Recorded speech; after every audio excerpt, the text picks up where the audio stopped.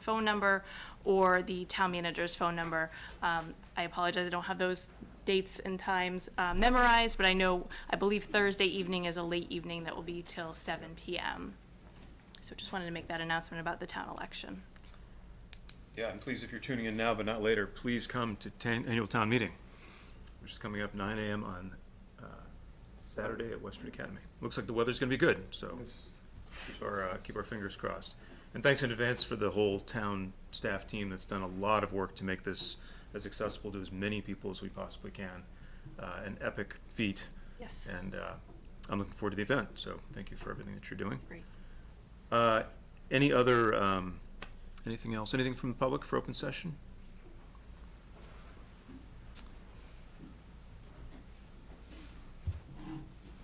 Diane Wood, 120 Shore Depot, put a plug in for the League of Women Voters candidates Thank night, you for that. right? Thursday night, 2 more nights. The 25th at Millennium, starting at 7 o'clock, 7 to 8:30. Come listen to your favorite candidates for this year's races. And it's at the Millennium in Conference Room B from 7 to 8:30. Okay, thank you. Great, thank you, Dan. And you remind me, we've got a sort of Ask Me Anything budget session tomorrow night at Millennium at 7 o'clock. We'll be going through a lot of the questions that we've heard from the public and answering your questions if you're able to join us online or in person.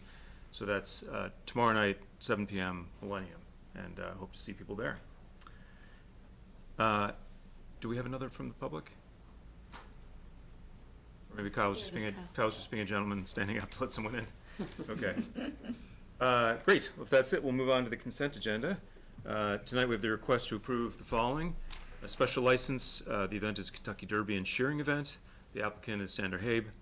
That is on May 4th, 2024, and the time is 11 a.m. to 3 p.m. at Good Pickin' Farm, 5 Gould Road. On the town common, we have a veteran signs on the common for Memorial Day. The applicant is Nancy Cook. On behalf of Westford Remembers, the dates are May 14th through 31st, 2024, and the time is continuous. Those signs will be out 24/7 while they're up. The event, another event, veteran signs on the common for Veterans Day. Applicant again is Nancy Cook on behalf of Westford Remembers, and those dates are November 8th through the 15th, 2024, and again, that will be continuous while those signs are up. We have a Road Street closure request. The event is the Apple Blossom Parade. The applicant is the Kiwanis Club of Westford, and the date is May 18th, 2024.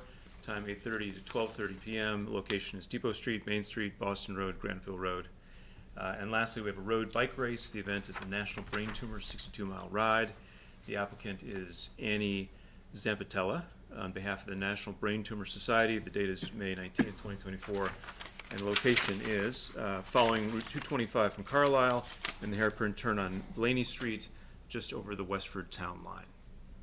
I will entertain a motion to approve. So moved. Second. All those in favor? Aye. Great, thank you for those.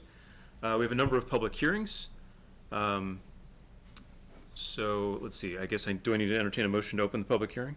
Yes, so I'll move to open the public hearing on a request to transfer General Law, Chapter 138, Section 12, all alcohol restaurant license from Mandarin Westford, Inc., doing business as Bamboo, to Summer Palace, LLC, doing business as Bamboo, located at 1 Land Drive. Second.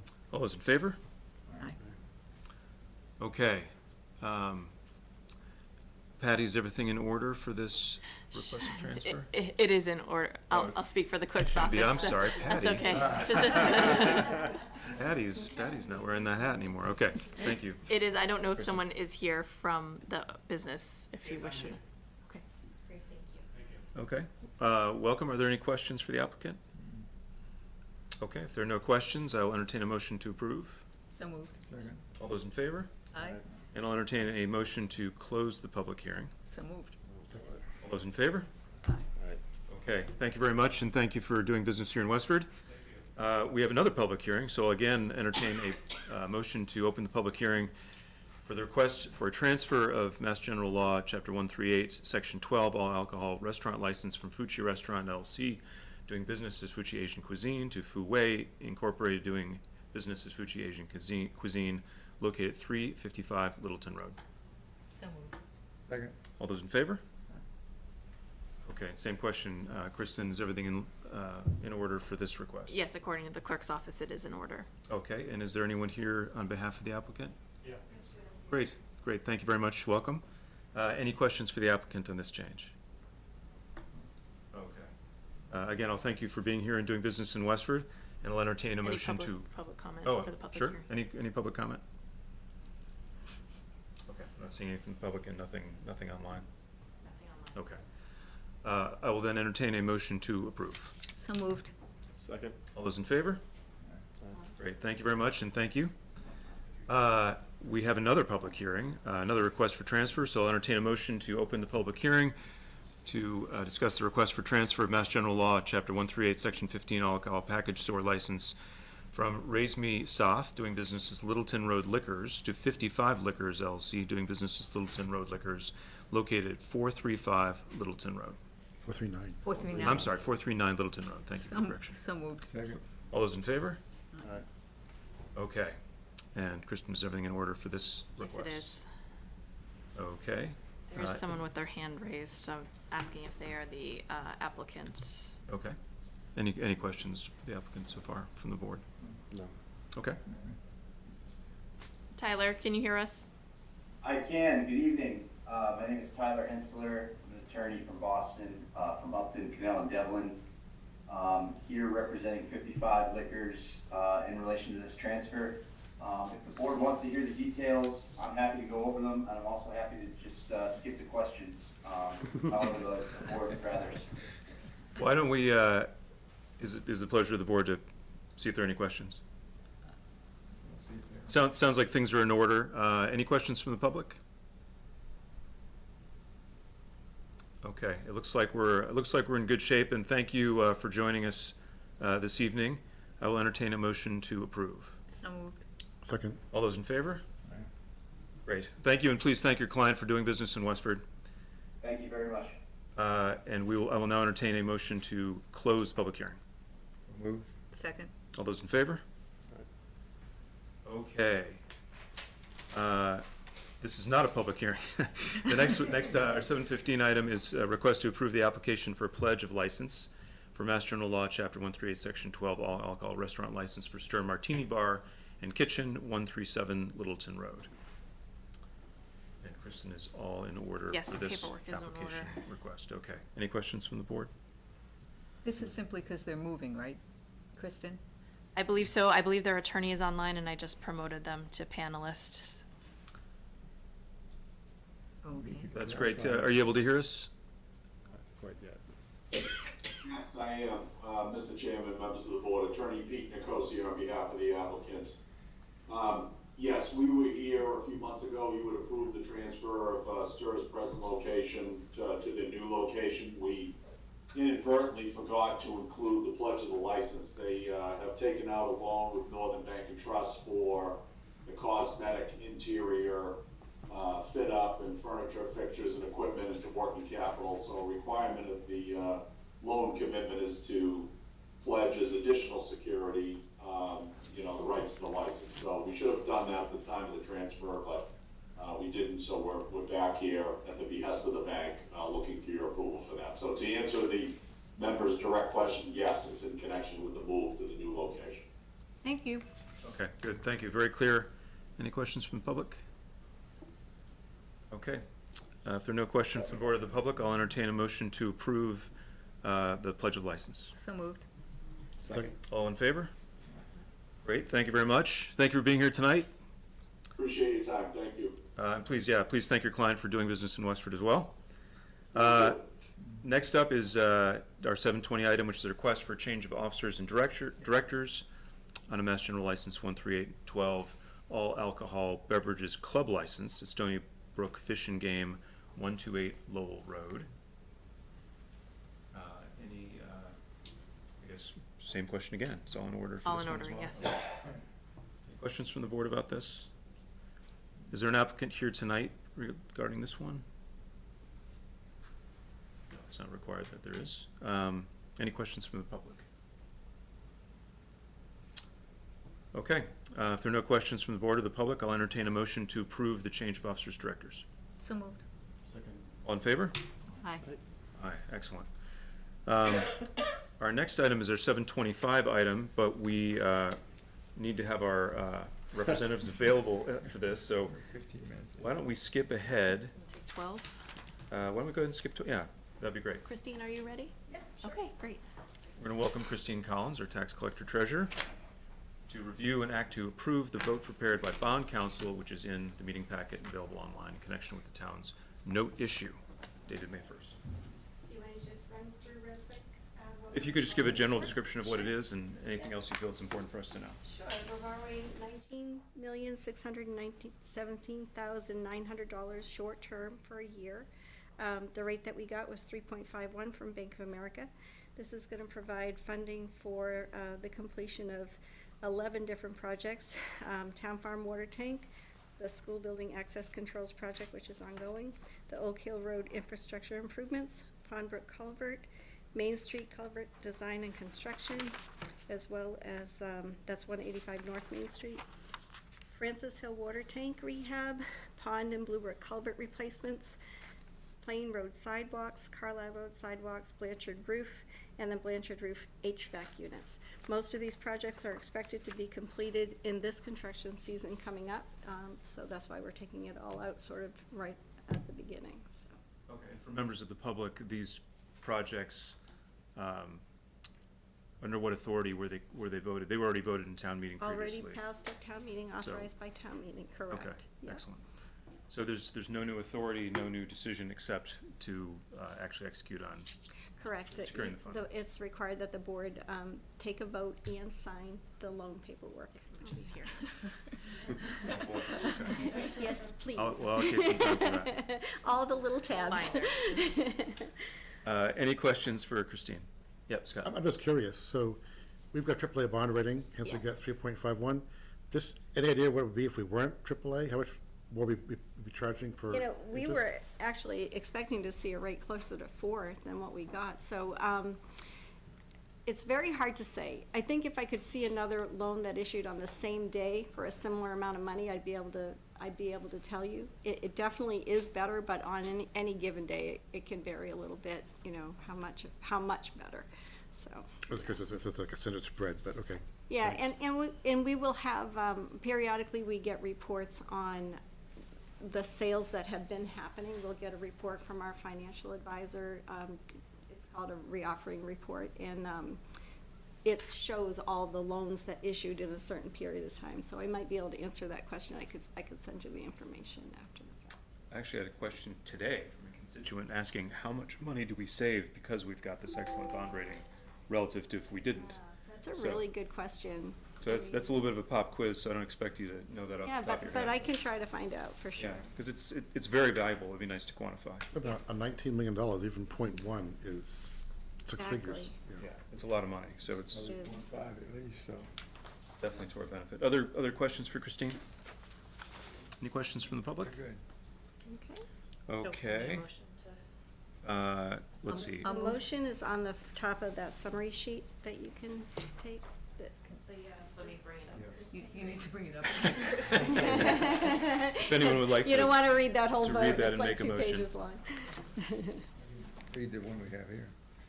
okay. Is this the one you want? So I will entertain a motion to approve the vote prepared by bond counsel, which is in the select board's packet and available online in connection with the town's note issue dated May 1st, 2024. So moved. Okay. All those in favor? Great. Thank you, Christine. Thank you so much. We do Good have the evening. rep and senator on if you want to start early. Okay, if they're here, let's go ahead and start. Senator Cronin and Rep. Arciero, I'm going to promote you to panelist.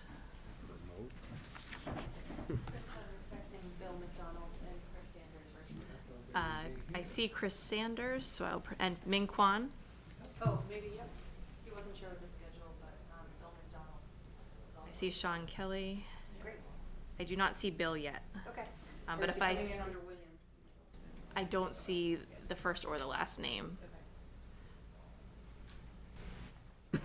Okay. It seems possible that maybe their staff has already signed on and queued them up, but they're not actually there. So I think Senator Cronin is now on. Rep. Arciero has continued. I need to have him be promoted to panelist. Hi, Senator Cronin. Welcome. And here's Bill. Hey, good evening, everybody.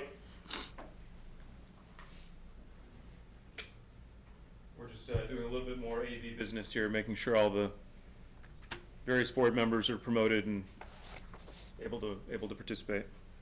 Absolutely, I appreciate it. And I just reached out to Representative Arciero as well to let him know that might be starting a little low. There he is. Hey, Mr. Chairman. Hi, how you doing, Senator? Just, They're so polite to rushed us. over here, folks, sorry about that, I didn't know where to start with. No problem. No, thanks for being flexible and being able to join us.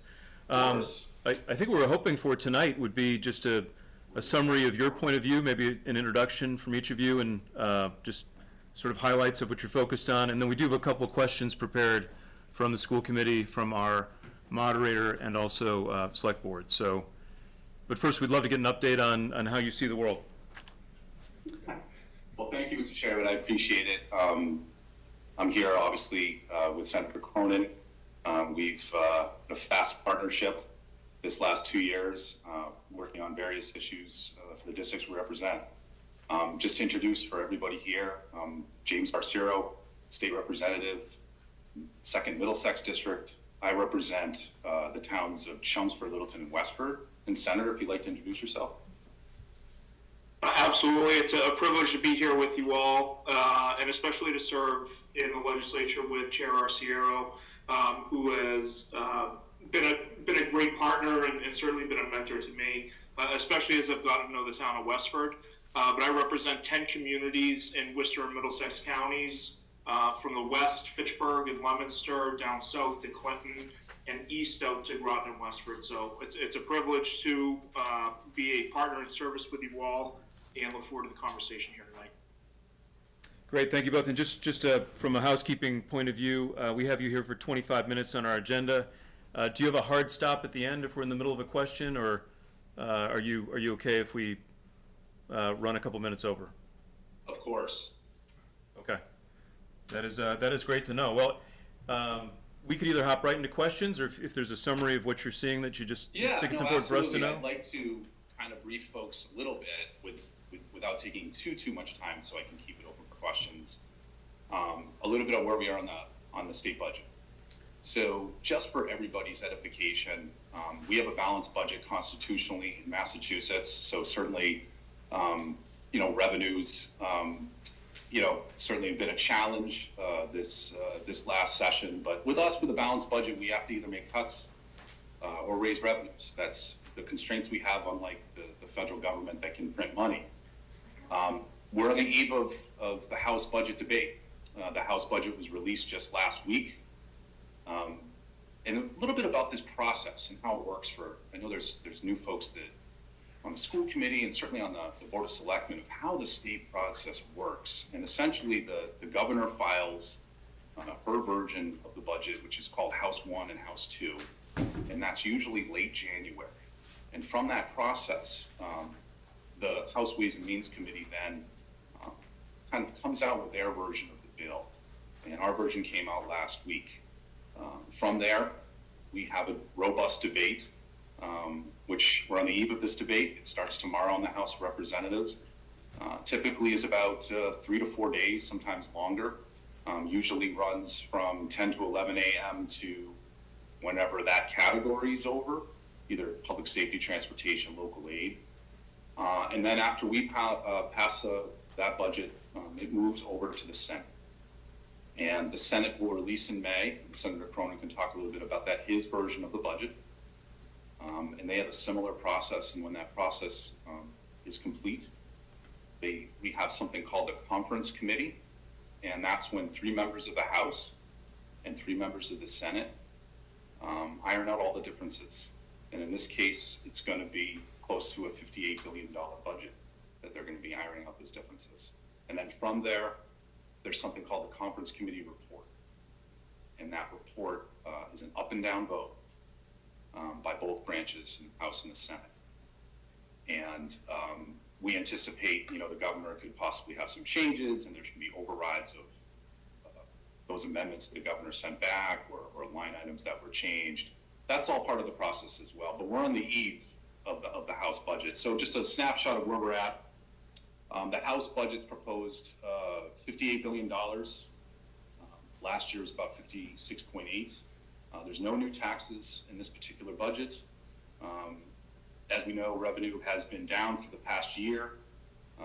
We've had 6 months of down revenue results, which certainly have caused anxiety, not only across the country, I mean, here in the state, but locally, as we know as well.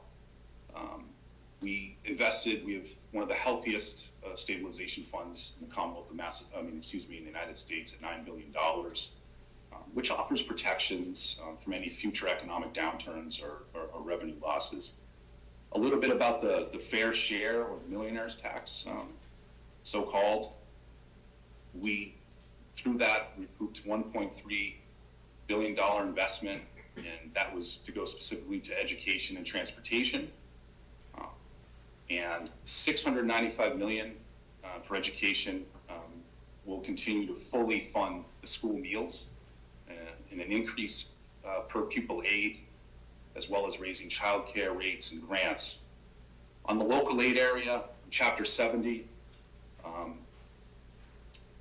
for our K through 12 education or unrestricted government aid, Westford is slated to receive $20 million, $871,627.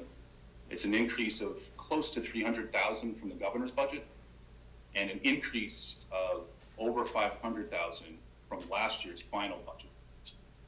Overall, the Chapter 70 is being funded at $6.8 million in unrestricted government aid at $1.2 billion. Over the last 5 years, Chapter 70 will have an increase from $5.2 billion to nearly $7 billion at the conclusion of this year's state budget. The House Ways and Means Committee, and I'm very certain once things, the dust clears, et cetera, in the Senate moves forward in their debate as well, will have similar numbers I'm about to say. So the House Ways and Means budget calls for the state aid per pupil amount to increase to $104 per student enrolled, and that's an increase of $74 more than the governor requested. And it's about a $44 or so increase per student over last year's fine. Also, as well, is that the House budget fully funds the 4th year of the Student Opportunity Act, maintains the universal free school meals for students funded at $190 million. And we start our budget deliberations tomorrow. Certainly those numbers that were proposed will change. Not dramatically in some of the education numbers. I know that typically individuals do file sort of larger amounts of monies in education and local aid that sometimes are political statements more than they are things that are realistically going to pass. But this is a step forward. Our revenues are starting to creep in the right direction. Certainly has been challenging. And Senator Cronin, if you had a few things to add to this as well, I'd appreciate it. No, I appreciate it, Mr. Chairman. I would just kind of add to what the chairman said by saying we are absolutely in our busy season here at the State House.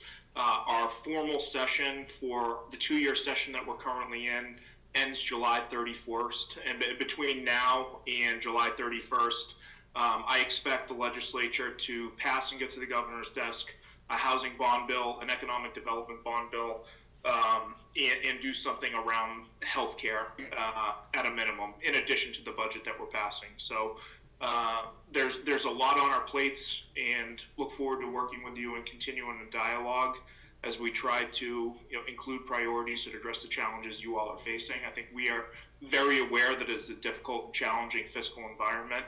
I said before, but I represent 10 cities and towns.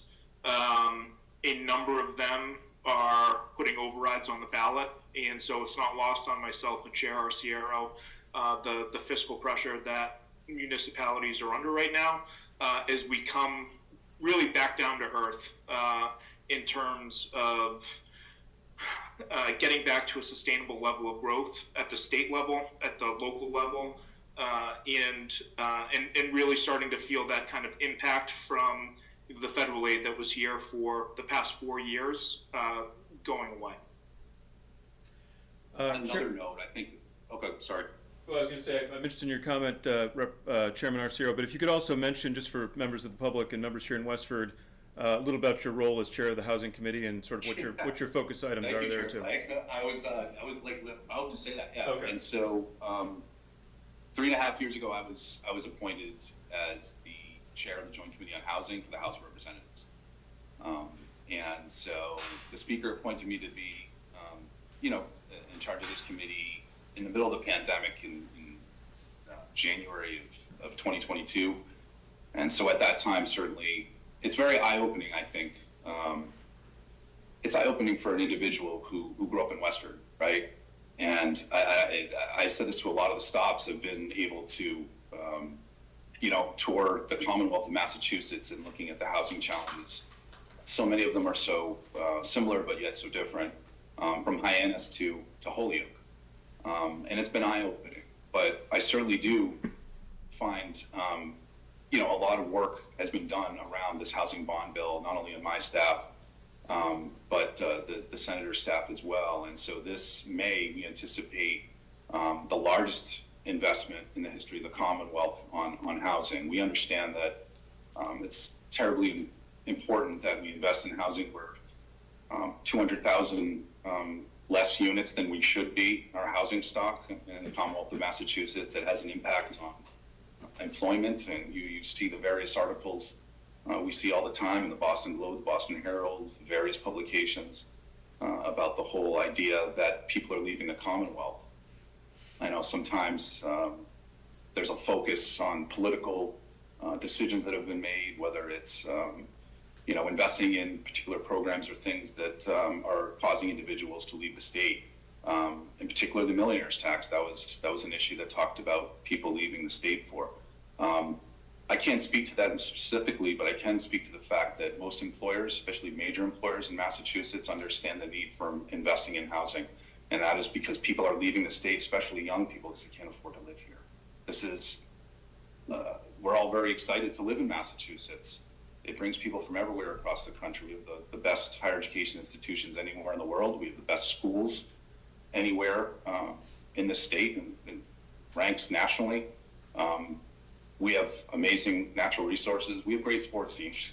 We have a lot of reasons to want to live in Massachusetts, but essentially it's very, very difficult with the cost of housing. And so my role in the House and this committee is to shepherd a $4 billion, or it's a $4.3 billion investment bond bill, which is going to be $1.7 billion investment in all the 242 housing authorities across the state. Will be the single largest investment in housing authorities in public housing in 72 years, and the biggest increase in the history of the Commonwealth, as well as looking towards investing in production to build more from the extremely poor to the market rate. So that's been something that's been certainly taking a lot of my time as we get closer to debate on the housing bond bill. Great. Well, thank you for that, and definitely appreciate the work that you're doing. We have a couple of questions prepared, and so maybe what we can do is ask a few. I'm sorry, go ahead. Can I just ask one more introductory question? Yeah, absolutely. To Senator Cronin, I'm just curious, what committees are you serving on? I mean, we know that Representative Arcerio is serving on the Housing Committee, but Senator Cronin, what committees are you serving on? Sure. So I have the privilege to serve as the chair of the Consumer Protection and Professional Licensure Committee. So within the jurisdiction of that committee is all matters related to the lottery, all matters related to alcohol and how we regulate alcohol in the state, as well as the different licenses which fall within the purview of the building trades. So the scope of that committee is really wide. The home rule petition that came from your select board this session, I believe, came through my committee, and that was a good, that's an example of when you see something from your district, you can get something moving and fast, which is good. I also serve as the vice chair of the Healthcare Financing Committee, so all matters related to our insurance plans, our hospital system, our community hospitals. I serve as the Senate Vice Chair of that committee, and I also sit on the Ways and Means Committee, which is, I think the chairman would agree, the Ways and Means Committee touches everything that has a fiscal impact on the Commonwealth, and so it's it's a committee where different issues are coming over your plate all the time, and one that, I hope you can bring your influence to bear to deliver for your district. Thank you. Great. Well, thank you. Thank you so much. So the select board has a couple questions, and then we'll ask our school committee colleagues for a question or two, and then our Madam Moderator has a question as well, which we'll get to. And then as time permits, we'll add questions or invite members of the public to ask questions. So I'm going to start off with a softball. So as you know and have mentioned already, many of your communities have faced a huge budget challenge exiting COVID, and we're going to our community members this weekend in town meeting and asking them to dig into their pockets in an override to help us preserve some of the critical services that have made Westford a special place to live and raise a family. Part of our analysis was, what is happening to our sources of income, what's going on in terms of sources of funds over time. And the calculation that we did as part of our budget work was, I think the budget, our state aid budget that forms an important part of our budget has grown by something like 1.29% over the past 10 years. So less than inflation. So it's shrinking share, a shrinking inflation-adjusted contribution. So I guess first up, I'd like to know what we can be doing and what you can be doing to make sure that we're at least not losing ground and ultimately are hopefully getting some additional support from the state to meet some of these important requirements that we have. Well, I'd first say, let me get this thing off my screen. I just lost my screen. This thing came up and I lost it. Can you bear with me, folks? This technical. No problem. I've been in many meetings this week where... There we go. I'm using Anita's laptop, okay? And so it's not my typical laptop. Bring it from a selectman to fix things for you. Yeah, that's right. I know, thank you. Well, I would say first and foremost, I said in the beginning, when we're talking a little bit about the budget, is the budget, and number one, 2/3 of the budget, the state budget, and I spoke about it being, proposed at $58 billion is obligatory spending. What does that mean? It means that Chapter 70, education, MBTA, bonding, healthcare, which is almost 43% of the $58 billion, is obligatory spending. So the spending that's left, the discretionary spending that's left goes to public safety, education, local aid, etc. So we feel, I think we all do, the last 4 years have been very challenging. It's been obviously dealing with the issues of inflation, which I know very well that the municipal budgets across the Commonwealth have been dealing with this. That's why we saw overrides in Groton and Dunstable, discussions in Acton, which is going to be coming soon, and of course in Westford. I would say continue with our sort of shared partnership that we have for the resources needed for the town, our shared sort of partnership when it comes to what the senator and I need to continue to fight for. In this particular instance, we had a very sort of difficult budget cycle this last 6 months. We've had almost 6 months full of revenue drops by dealing kind of with an uncertain economic time. I believe Westford had something around $11 to $14 million in ARPA money and trying to plug holes at that time and keep our core services and values intact. It is a work in progress. I think we're entering a time right now where we continue to cross our fingers on inflation and things are moving in the right direction. But it's a work in progress, and I certainly think we have to continue to be, unique when it comes to embracing relationships, partnerships, and best practices, and moving through this fiscal year. But we do know in May, April's always our largest election month, and probably around the time that the senator's budget is going to be released, or the Senate's budget, I should say, is going to be released, we're going to have a better understanding of where the town revenues are, essentially because April is always the largest tax collection. And I would just add, and I think it speaks to another agenda item that we were sent, but we need to find ways to be really deliberate about what line items and what programs we are advocating for. And I would point to last year was the first year the legislature appropriated so-called fair share funds, which are dedicated to both transportation and education. Because of the work that the House and Senate did and got signed by the governor, the town received approximately nearly a $500,000 increase in so-called Chapter 90 funds, or funds for roads or transportation infrastructure. So I think that is a fluid pot of money to be appropriated, especially in the first years. So I know it's a continued priority for me to be able to increase the size of that program, and in that way kind of shepherd dollars to a key priority for the town, which is road funding. And I think on that, just to add to what the senator said, the 200 million Chapter 90 bill is on its way to the Senate, which you anticipate we'll be working on soon. And within that, there's a municipal pavement program, the Complete Streets Grant Program. I think there was $175 million worth too, in addition to $200 million for Chapter 90, Mr. Chair, too. Yeah, so we're hoping to get that signed by the governor and out to towns as soon as possible. But I know it's a priority for myself and the chairman. All right, well, we appreciate your focus on that item and hope you keep it top of mind. It's a tough math problem for us all, I know. Chris, I think you had a question? Actually, I have several, but I'm just going to ask two, but one just to build off of the discussion we were just having. So, Jim, you mentioned that we have a stabilization fund in Massachusetts, upwards of $8 or $9 billion at this point, and our budget is going to be around 58. Why do we have to carry so much money in the stabilization fund? Could some of that money be released to towns like Westford, who are obviously struggling to, balance our budget? That rainy day fund could really make a big difference here if we reduced it a little bit and got it out to towns like Westford.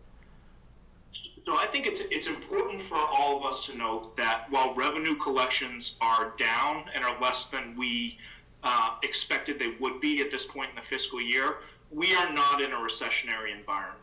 Our economy is still growing. It's growing by a smaller percentage than we guessed it would when we came up with a fiscal year 24 consensus revenue figure.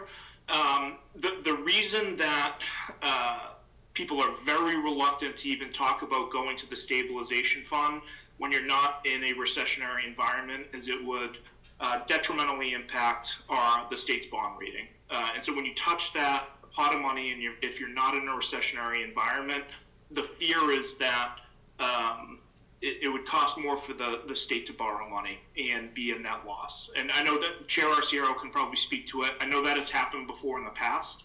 Yes, I mean, that was an excellent statement, Senator. But yeah, absolutely. And part of that also is Massachusetts enjoys a AAA bond rating, which helps us with our procurement across the Commonwealth, which helps the Commonwealth save money, and so essentially preserving the bond rating the way it is. But that doesn't mean we can't have those conversations. So that's it's a good question. It was actually my staff and I were talking that before because we were looking at some of the budget highlights, and typically a question would be, why can't we just essentially use some of that rainy day fund? But I wouldn't close off conversation about that. Absolutely not.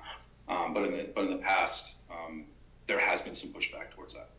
And I am actually on a conference committee right now to reconcile two the House and Senate versions of essentially the same bill, but it would allow for interest from the stabilization fund to be put into an account that allows the state to go out and get federal money. So, the governor talks a lot about she wants Massachusetts to be competitive, and we're in a competitive environment when you consider the scope of the federal programs that are going to be able that we're going to be competitive for, whether you talk about the CHIPS Act, whether you talk about the bipartisan infrastructure law, all of those competitive grant programs to go out and grab billions of dollars are going to require matching state funds. So we are proposing using interest from the stabilization fund to go into a pot of money to allow us to go out and be the most competitive state in the country to access those federal funds.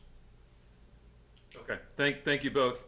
Let me ask, Hey, Chris, updated that. why don't we do one and go around and come back? Go around and come back. So why don't we ask the chair of our school committee, Valerie, if you have any questions that you'd like to ask our reps. Please grab a seat. Hi, I just wanted to know if you could speak to one of the budget amendments that was submitted, and I think the number was 317, about the Chapter 70 inflation rate. You know, I believe that was Representative Jim Hawkins. yeah, Yep. Yes. Speak to it? Yeah, I'll be honest with you. I'll give you the, not made for TV answer. That's not going anywhere. So part of the stats that Tom read about the growth over time, Westford is hold harmless for our Chapter 70 aid because we do have declining enrollment. So we typically only get $30, that $30 increase per student.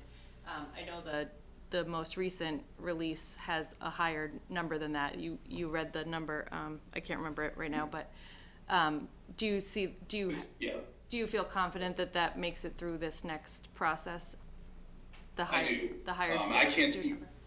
It does through the House process, and even better, Val, it could even be better. It's not going to go down. But I want to be honest with the membership here. I'm not going to tell you tall stories that amendments that give away all this money is going to happen, but it makes perfect sense to ask those questions because there's typically about 1,200, I think, 1,300 amendments filed. And, I think the old saying of the State House is they're all great ideas. But realistically, the number you see on local aid in Chapter 70 is not going to go down in the House budget. And the Senate is, I would, just from my experience in the State House and in the House of Representatives and working in the Senate, I would say the Senate would hold serve or do better. And Senator, anything you want to add to that? No, I think it's a shared priority between myself and the chairman to do more around this issue, and I think you have both of our commitment to continue to work to increase the funding and the allotment. Thank you. Okay. And again, I appreciate the chairman's candor. I mean, we're in a very difficult fiscal environment. So, well, I think we have to. I mean, look, hey, the way I look at it too. I've talked to so many of you folks. Valerie, we've had plenty of conversations. Talked to a number of the folks that are here, Kristen, and I understand it is a difficult time, and we don't make light of any of this. We understand the work you're doing, and we understand how hard it is. And it is our priority to work with you and make your job a little bit easier. So that's where we're at. Appreciate that. Thank you. You feel free to stay if you'd like. We may have a chance for another one. I know, Angela, you had a question for our reps. So welcome into the mic, Madame Moderator Extraordinaire, Angela Harkness. I got a feeling I know what this one is. I don't know how you would know. Yeah, well, thank you. Favorite color is purple. I can save us all. I'm really just wondering, we've had this wonderful problem here in Westford the last two town meetings in that we've had such a tremendous amount of interest from the voters that we've had a difficult time accommodating the numbers that we've had. And I know that that's not a problem that's unique to Westford. Many of the communities across the Commonwealth that have an open town meeting form of government are experiencing the same issue. And I really think it's an issue, I hope that it's something the state can address because it's not something that the communities can really solve on their own.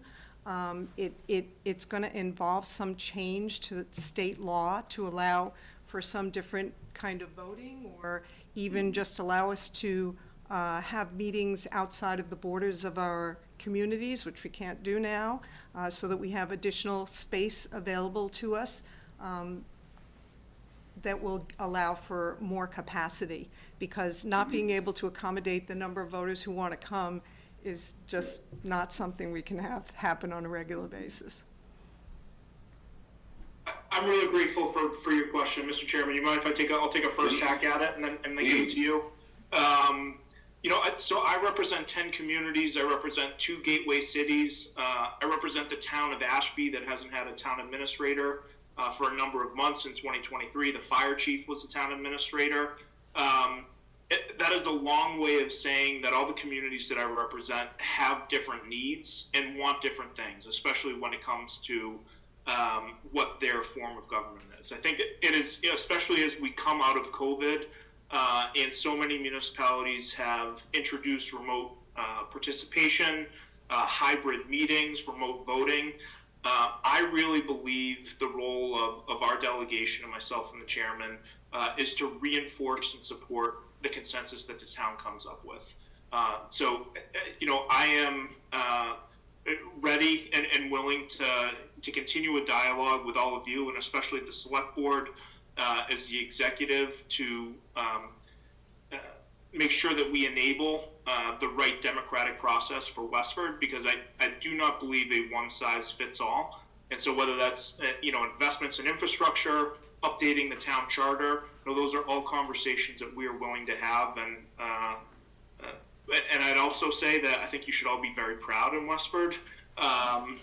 The turnout is a sign of, I think, a strong civic culture, and I can't say the same thing for every other town or city in the state. So, Mr. Chairman. Yeah, absolutely. So, Angela, I would say that, well, first, thank you, Senator. I concur with those comments. I think also it is difficult, I think right now, to find a consensus on what folks want moving forward. There's been a lot of people that talked about keeping things the way it is. Certainly representative town meeting has been discussed. Certainly the options of hybrid remote when it comes to town meeting is, I've gotten a slew of emails on that as well. We like to, I understand the state is a quicker fix, if you will, and but we certainly would like to see more consensus. But I'll say this: we've sent the town, the town administrator, town manager, a multitude of bills from the state administration committee that are in an extension order until June 14th.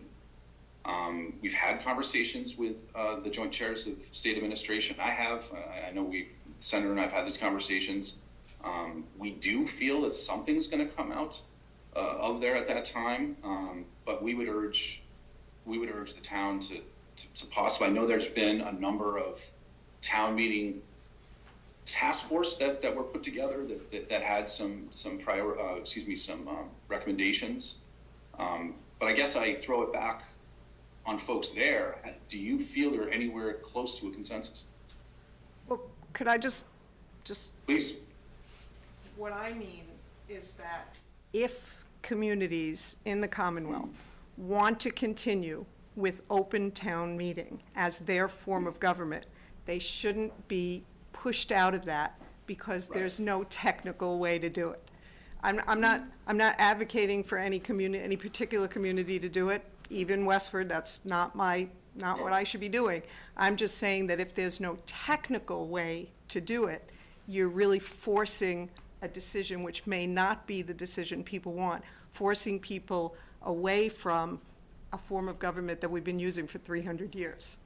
Right. No, understandable. And, I would also say this, though, that I think we all know during the pandemic, it was a very difficult time on everybody, but there were some things we pulled away that were best practices. And we've seen at the State House, we've been able to have people from Western Mass and all corners of the Commonwealth be able to be engaged, especially in public hearings. And, that was something that wasn't available, 4 years ago, 5 years ago. So that has changed things quite a bit. So we certainly will keep, you, Angela, and members of both the boards and town open to what's going on in terms of the State Administration Committee and what comes out with those options. If it's a local option, if it's something that's you'd like to see something that's more of a state mandate. So, thank you. Thank you. Let me ask our board if you feel like there's something that we raised. We're almost out of time, but I think we can take one more question. Is there something else that we talked about that we highlighted that we want to make sure we cover that we haven't heard yet addressed? I have that. outstanding question if Yeah, I you think want. we should. Yeah, why don't we go ahead, Chris? Okay, guys, so one of the things that we're going to be briefed on tonight after we finish with you is the town's plans to address PFAS contamination. And I'm hoping that you could give us some insight into what the state's plans are for helping private well owners deal with PFAS contamination. For instance, 25% of well owners here in Westford are on private wells, so, homeowners are on private wells. So how do we, help those folks out? Do you guys have any plans at the state level to help with that? We do, Chris, thank you. First, unfortunately, private well testing costs between $300 to $1,000 for a certified test, right? And the private well testing currently, Mass DEP only does spot testing in 85 Massachusetts communities where private wells are utilized by 60% or more of the population, right? That sounds something similar to what we have. We can look at lowering the community threshold percentage to cover more municipalities, as well as additional grants and funding, but we also know that the issue's only to get bigger, Chris, as the stronger sort of federal regulations that are pending right now are implemented in the near future, and we anticipate that in the next few years, year or two. So it's going to be an issue moving forward. But also, there's a couple of things. So that just sort of showcases like where we are with it. But there is a House bill that Senator Cronin and I are both signed on to, and it's House Bill 902. And it's an act relative to drinking water quality. And this would establish a health-based state regulations to provide water quality standards for private drinking water wells. And the bill would expand the existing Massachusetts mass housing septic repair loan program to provide low-income homeowners with access to financial assistance and remediate contaminated private wells. So that basically said, this session, that was the first time that bill's been filed. The public hearing was a few months ago. It's continued. Right now it's in here. It's in committee. But also tomorrow, part of the 1,300 budget amendments we have, there's budget amendment 1104, and it would provide $150,000 in funding to conduct a comprehensive sort of statewide study on drinking water, especially well water, and what that would cost DEP. To certainly help with those costs with homeowners that have wells. Great, thank you for that information. Of course. That's great. Well, I think we're at time. You've been generous with your time. We appreciate you being here. We hope you've heard this and can file some more requests away and keep them in your hat. I think Senator Cronin, we'd like to ask you to move to Westford because I think we get a little bit more mind share out of Jim because he lives here. So Right. I'd have to vote for a pay raise for the legislature to do it, but. I'm gonna have to build an auxiliary dwelling unit, Tom. There you go. I'm sorry? Yeah. Accessory dwelling. You know, live in accessory a dwelling. Hero's garage, yeah. Yeah, that's right. That's right. My last child's going off to college, so if you don't mind a basement, Senator Cronin, Right now, Tom, so we gotta be careful. fellow military vet, I know you can handle it. I think. Okay. Any other comments Thank or? you very much. Yeah. No, it's been a real pleasure. Any other comments before we let these folks go? Okay. Thank you very much for your time. Thank Have you a very great much, evening, and everybody. we appreciate your help. Thank you. Can I do a quick motion to adjourn? Sure. Motion to adjourn. Is anyone else, did we miss anyone on the panel? Did Chris have- No, Bill and Sean are up there. Ming Kwan, I think, is not on camera. Chris. Chris is there. Chris is not on camera. Ming Kwan is not on Zoom. Yeah, so we have a motion to adjourn. Can I get a second? Second. Thank you. All in favor, Bill? Aye. Sean? Aye. Chris? Aye. Ming Chen? I think he went away. Yeah, he Okay. dropped. And I'm an aye. Thank you. Okay. Thank you so much. Next up on our agenda is our 7:55 item, update on construction of PFAS. So we welcome Mark and Kyle to help us through these items. Thank you. So, my goal tonight is to update you all on the current state of affairs regarding PFAS. I'm exposed to them every day, so I just expect everyone else to be, and I know that's not the case, so I want to sort of bring everyone up to speed. All right, and I might start a little too far back, but it'll all work out in the end. So, the Westford Water Department has been in compliance with the DEP PFAS drinking water standards ever since their inception, which is back in 2020. We have had some issues with one of our wells, the Country Road well. Had some pretty acute contamination, and we had to take it offline for about a year and a half, 2 years. That well has been returned to service per approval of DEP. Back in March of 2023, the EPA submitted a draft PFAS rule that included drinking water standards that were significantly lower than the Mass DEP standards. So there's been a big change recently. That draft EPA rule has been finalized. They were finalized on April 10, a couple weeks ago. So those new drinking water standards are now final. Okay? There will be an implementation period. The Mass DEP will have 2 years to come up with PFAS drinking water standards that are at least as stringent as the EPA standards. They can be more stringent, but they have to be at least as stringent. I think we're in good shape right now. We've been proactive with expecting these changes ever since the March 2023 draft standards came out. We submitted a project evaluation form to the state revolving fund for PFAS treatment. That project is the construction of 2 PFAS treatment plants, one at our current Forge Village Road location, the other one at our current Nutting Road location.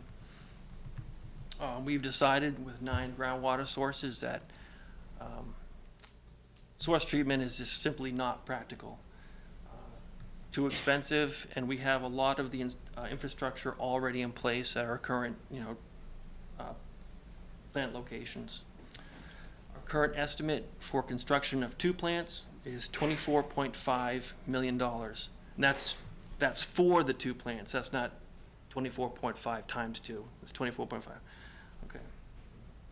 The good news is that our project was approved and is included in the 2024 round of funding for this state revolving fund. Accordingly, we're going to have our funds appropriated by June 28th. And that's why we have Article 9 in Saturday's annual town meeting. If that article passes, then we will have until October of this year to actually apply for a state revolving fund loan, which is a low interest loan, which will help save us money. Right now, we're currently piloting several different filtering media to see which one is going to work best for our, for Westford's water. That's also a DEP requirement. So whenever we want to add treatment or change treatment, we are required by the state to conduct these pilot studies. This pilot study is being conducted in 2 phases, and I think this is where the questions came up. What are we doing with PFAS? I came to the board for 2 purchase order requests. So one purchase order request was for what's called inline testing, and that's where we actually take a stream of our from our Forge plant and run it through a mock-up of PFAS treatment. So that was one purchase order. The second part of the pilot testing is lab-level bench testing, and that required an additional purchase order. So there are 2 purchase orders for the same pilot testing study. It's just broken up into 2 phases. We're also involved in preliminary engineering at this point for the 2 plants. We met with our engineer last week for a project kickoff and to look at some potential facility plans, different types of buildings, how we want to set up our treatment vessels, etc. One of the ideas that came out of that meeting was that we will hold public meetings to communicate our tentative plans, at least, to the public and get stakeholder input. The timeline for all of this is we expect our final design to be completed by February of 2025. Following that, we'll have construction bidding, which will be finished by April of 2025. We expect to have a construction contract in hand by June of 2025. And if all goes well, we'll start construction on these plants in July of 2025. We expect it to take about 2.5 years to finish for completion. As you all, I'm sure, are very well aware, we're involved in the PFAS multi-district litigation. There have been 2 settlements so far. 3M has settled for $12.5 billion. DuPont has settled for $1.185 billion. Those settlements have been approved, so they're moving forward. Tyco recently settled, I think it was last week. They settled for $750 million. That settlement still needs approval by the court, but more money is coming into the pot. The Westford Water Department's PFAS costs to date, we've been tracking costs since we started doing compliance sampling back in April of 2021. We spent about $256,000 so far, and that's really for everything: public notification, compliance and investigatory sampling, lab expenses, and engineering. So, included in your package, did you all find our draft memorandum of, agreement? So, all right, so we thought, it would be a good idea to come up with some sort of plan or agreement for expenditure of any multi-district litigation funds. So I provided this draft MOA. It's obviously been approved by the water commissioners. We also brought it to the Board of Health, and they also were in agreement with the plan. Oh yes, I also provided to town council for his comments, which I did incorporate. So some of the highlights of this plan is that we'll basically include responsibilities for the funds. So obviously the water department would be responsible for administrating our portion of the funds. And a department to be determined, it could be the health department, it could be the select board, will be responsible for administering funds to the private well owners. Another highlight of this agreement is that we'll determine what our costs are really. I mean, obviously the water department has a pretty good idea of what our costs are. We're tracking them. We know we have to construct 2 PFAS treatment plants. Not entirely sure what the private well owner costs are going to be. At this point, the health department is currently running a private well sampling program, and I think last time I spoke to Ray, she is still waiting to receive the last of the reports. So at some point, I think she'll have some information to present to you all, and that also will have a better idea of what the extent of the PFAS issue is going to be.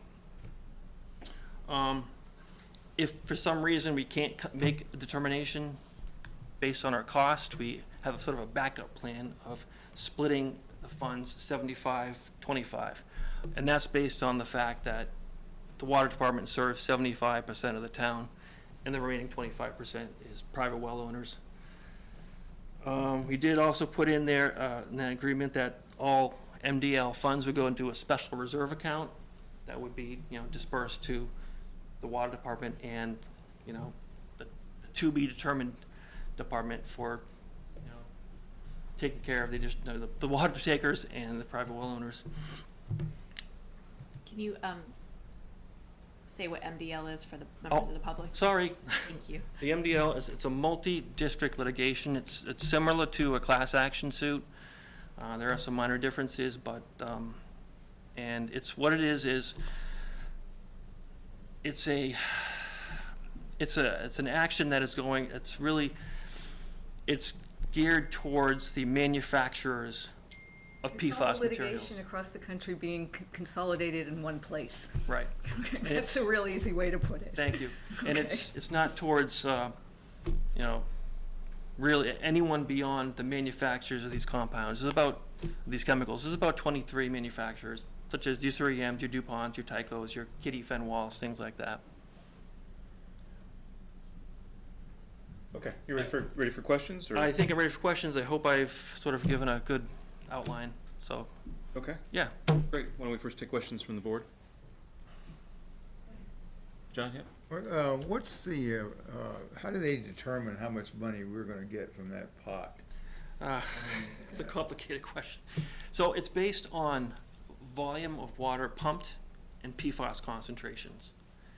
And they did provide the participants with some general formula for determining that. It was very general and very, I wouldn't want to say this is what we're going to get because it wasn't enough information, but that's what it's based on. It's based on volume of water pumped and PFAS levels. Okay, that, so sharing at 75-25, there's no allowance in that formula for the wells, how much they use, is there? There is not, no. See this, So you're sharing that with the well owners? correct. This litigation is really directed for public water suppliers, and that's it. It's very focused. But the water department is not the participant. It's the town of Westford. Okay. If it was just the water department, we wouldn't be having this discussion. But it's the town, so it's a select board basically. We might have had it. I was gonna say, yes, we would. Yeah, if we knew about it. Okay. Thank you. Yeah. Do you have, I certainly understand you can't say how much with a definitive number of what we're getting. Do you have a ballpark figure or a range? Yeah, I think right now we're looking at maybe $1.5 to $2 million. So real money, but in the scope of the Right. 25 million that it's gonna cost us is, Yeah, it's not solving much of the problem. well, it is and it is. It's significant money. And again, don't hold me to that, but it won't cover all of our costs, Doesn't come obviously. close. Yeah. I think moving forward, one of the really important, thank you for being here tonight. The information that you've given us is really helpful and really has explained certainly a lot of questions that I, as a board member, have. I think moving forward, I think it's really important that you and the water department get this information out to people. And whether it's through your website or through the town's website or whatever, but I think that it's very important that we get this information out, not only to the public water takers, but to the private well owners as well, so that they have this information and that you periodically update it so that people know where we are and what's happening in the process. Because I think a lot of, at least what I'm hearing, and questions I've had is, it's a lot of anxiety around with what's happening, is my drinking water contaminated? Where do we go from here? And quite frankly, in our sort of fiscal budgetary, constraints here, is this just going to be something, more and further that I'm going to get taxed with? So I really urge you folks to get this information out to folks, as, I agree. I couldn't agree more. And and they shouldn't have to look for it that hard, okay? on that note, have you guys all seen my newsletter? So I do present a lot of this information in my newsletter, and I did present basically a Q&A for Article 9 in the most recent edition. Has it hit the streets yet? I'm not entirely sure. It just arrived. I just got a copy maybe yesterday. All right, so that should help, but so I agree. It needs to be communicated, and I do present it in our newsletters. Hopefully this last version will really sort of answer some of the questions before town meeting. And your newsletters just go to water? No, they do not. They go to the everyone, entire town. Entire residents, Yes. great, okay. It's a water resource newsletter with stormwater, private well owners. So that hits everyone, Yeah, great. yeah. And I actually do have a public notice, sort of waiting in the wings. So that will probably go out tomorrow, actually. But that just goes to subscribers of the RSS feeds, yeah. Scott? I know there's a lot of uncertainty around timing, but when do we think these cases resolve? We joined the MDL, 18 months ago or so? If we settle 3 of them, I think, well, but the lawyers settled 3 of them, it's 20-odd producers, you said? So Correct, yeah. I guess I'm just thinking in terms of we're building plants in 2025, we're bonding plants in 2025. Is that money coming in time to offset the bonding? Are we looking at pen over years anyway? So I'm an optimistic guy, but I don't think I could answer that question without just pure conjecture. We could see funds this year, just based on the timing of when these approvals will move forward. I said the DuPont settlement was approved, and it was approved, and then someone challenged it. So that pushed it off another period of time. So it could be this year for these, at least for these 3 settlements, but I just don't Are know. they lump sum, or are they going to be over time? Again, I just don't know. It hasn't been a real easy process, frankly. But I think it was worth doing, because I think we're going to get something at some point. And something is better than nothing. Oh, yeah, it didn't cost anything. Yeah, no, we'll take it. Other questions from the board? Yep, go ahead, Chris. So the solutions that you're possibly will be implementing for the public wells, will they be designed in such a way that they'll be somewhat future-proof? So what I mean by that is, you know, PFAS is the chemical du jour right now. There's probably other chemicals we don't even know about or haven't tested for, and, you know, probably will need to remediate in the future. So do you feel with some sort of confidence that the systems that you might be implementing should be able to handle potentially other types of chemicals, contaminants that might be in our water? Ironically, didn't that question come up? I did ask that, so I attended the pre-design meeting with Yeah. Ty and Bond last week, and I asked the exact same question. Perfect. That, you know, if we are spending $24.5 million, we know that there will be other chemicals coming down the pipeline. So let's see if we need to design for that in the future. So I believe Ty and Bond is looking into that, and we can follow up with them. Right, and that includes the size of the vessels. That could be, Correct. we can change media if we have to change treatment course. And some media has more ability to strip out more materials than other. And that's part of the decision-making process of which media to choose. You know, some can address additional future unknown contaminants already, some can't. That is in our discussions, yeah. Okay. You're right, though, it's not gonna stop at PFAS. There's gonna be something coming out again, probably soon. So my second question, I guess, is for you, Kristen.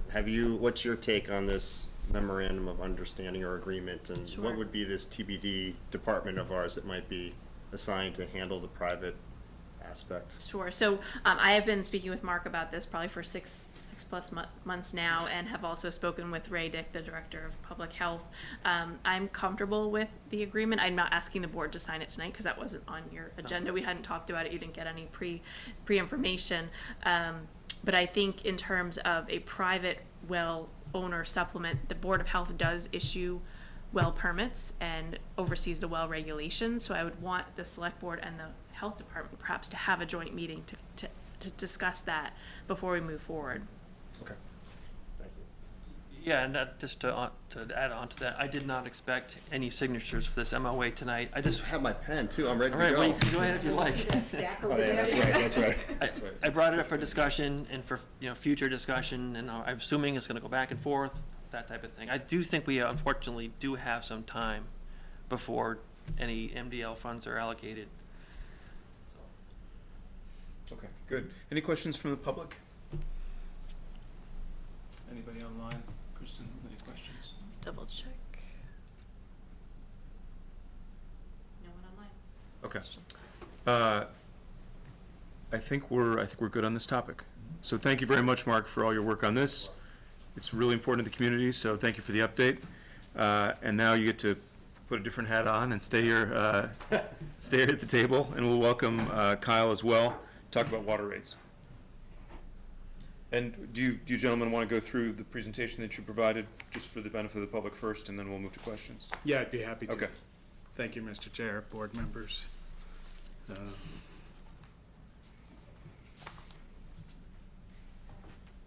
So, good evening.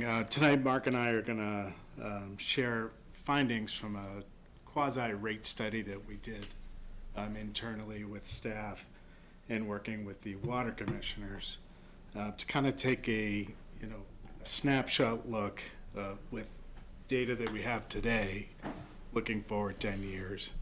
I'll caution everyone that we're going to show you some numbers, but they are projections. None of this is set in stone. It will all depend on As we heard from the rep and the senator, revenues are unknown, expenses are unknown. But this is our snapshot look today at what we're projecting 10 years out. Next slide, please. So the purpose of our study was to establish baseline criteria for an appropriate water fund balance, to project future operational and capital costs for the fund, develop various funding strategies for the fund. And as I said, it's important to note that this is just a study. This was performed by staff. I think we did a really good job. But it's simply based on data we currently have. The water commissioners will use this information, and we've had discussions over a number of commission meetings about the data and how to generate it. And the commissioners will continue to use the information from this study to help them shape appropriate rates going into the future. But the information, again, for tonight is just for discussion purposes. And I think it's important to note that currently we're not projecting any rate increases for the coming year.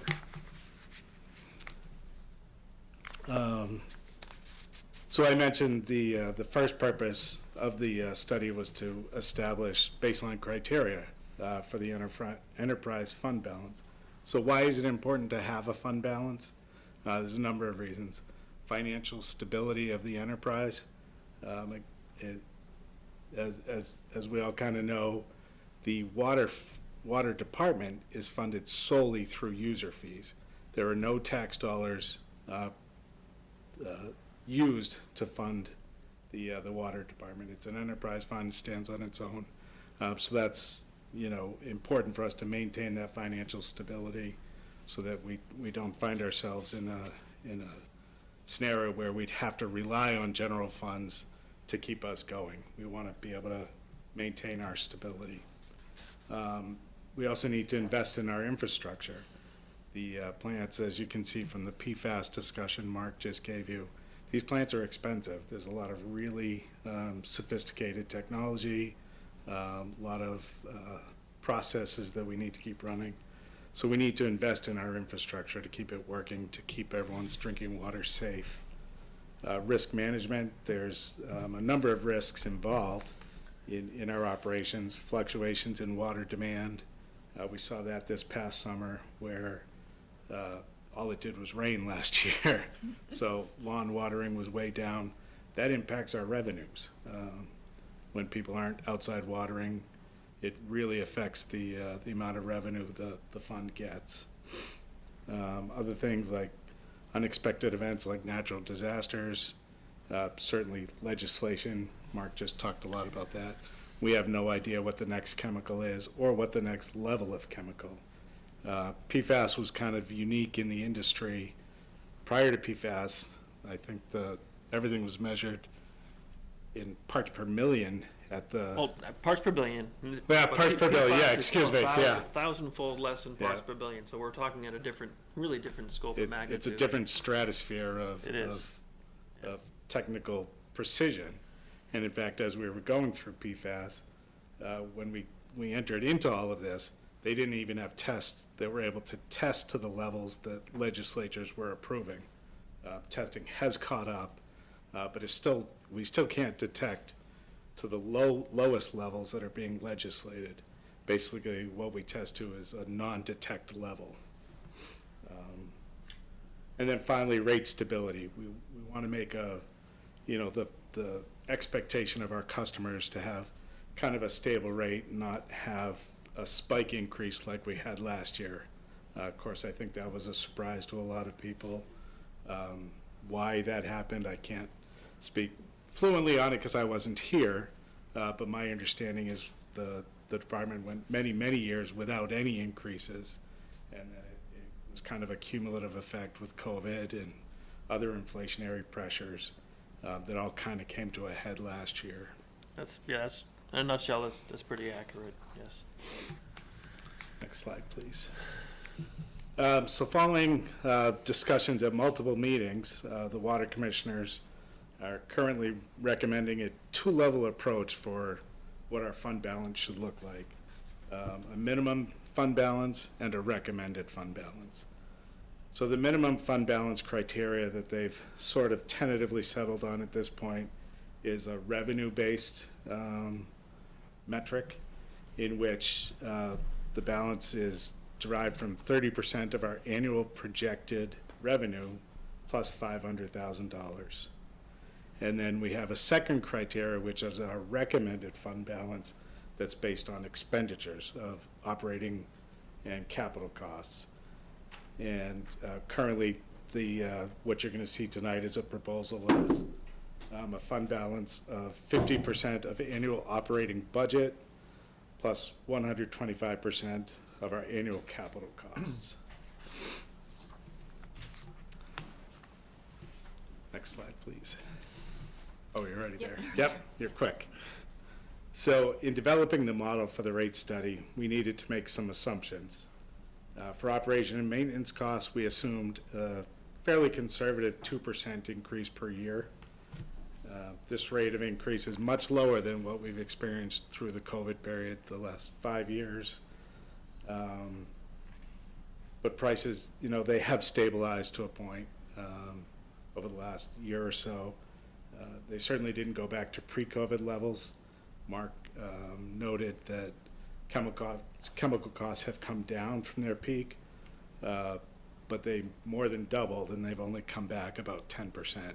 Right, they're trending in the right direction, but we're still way up there. And as we all know, prices are always sticky downward, right? They go up fast, they come down slow. But for this exercise, we projected a 2% inflationary factor per year. For our capital expenses, we projected projects over the next 5 years, and we made an assumption that projects with a project cost under $400,000 would be funded by cash from the fund balance. Projects over $400,000 we would bond over a period of time, whether that's 10, 15, 20 years. It would depend on the project. So here's a snapshot of what we're projecting for current capital projects that would be bonded over the next, through fiscal year 28. And some of them include the Boston Road water main replacement that'll go along with the road reconstruction next year, PFAS remediation, the new plants the plant upgrades at Forge and Nutting, of course, are the biggest item in this list. Going forward in fiscal 26, we're projecting some work to Forge Village pump stations, upgrading our ultraviolet disinfection systems at both Forge and Nutting. And out in 2028, we're looking at developing a new source to kind of meet future demand. And also as a reaction to what we're expecting from the state in limiting the amount of allocation we have from our current sources. The next slide shows, and I won't read through this because there's a lot of information there, but this shows what we're projecting for non-bonded projects, and there's a number of projects listed through 2030 here. All of these, whether bonded or not bonded projects, they're definitely fluid. This is our best guess, again, today, with today's snapshot, where we think these projects will fall cost-wise. They may be out a year or two, or they may happen sooner if we have, a pump failure or some other unforeseen issue with the current system. So I will note that all of these items are replacements. None of this is new infrastructure. This is maintaining the infrastructure we have.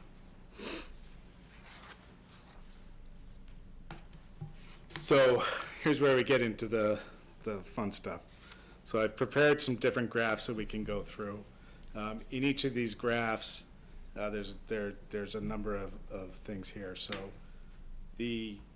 basically the bar chart, the blue lines, they represent the fund balance at the end of fiscal years. The first bar on the left is from 2019. So the first 4 bars, 2019 to 2023, those are actual end-of-year fund balances. So those are actual numbers that happened.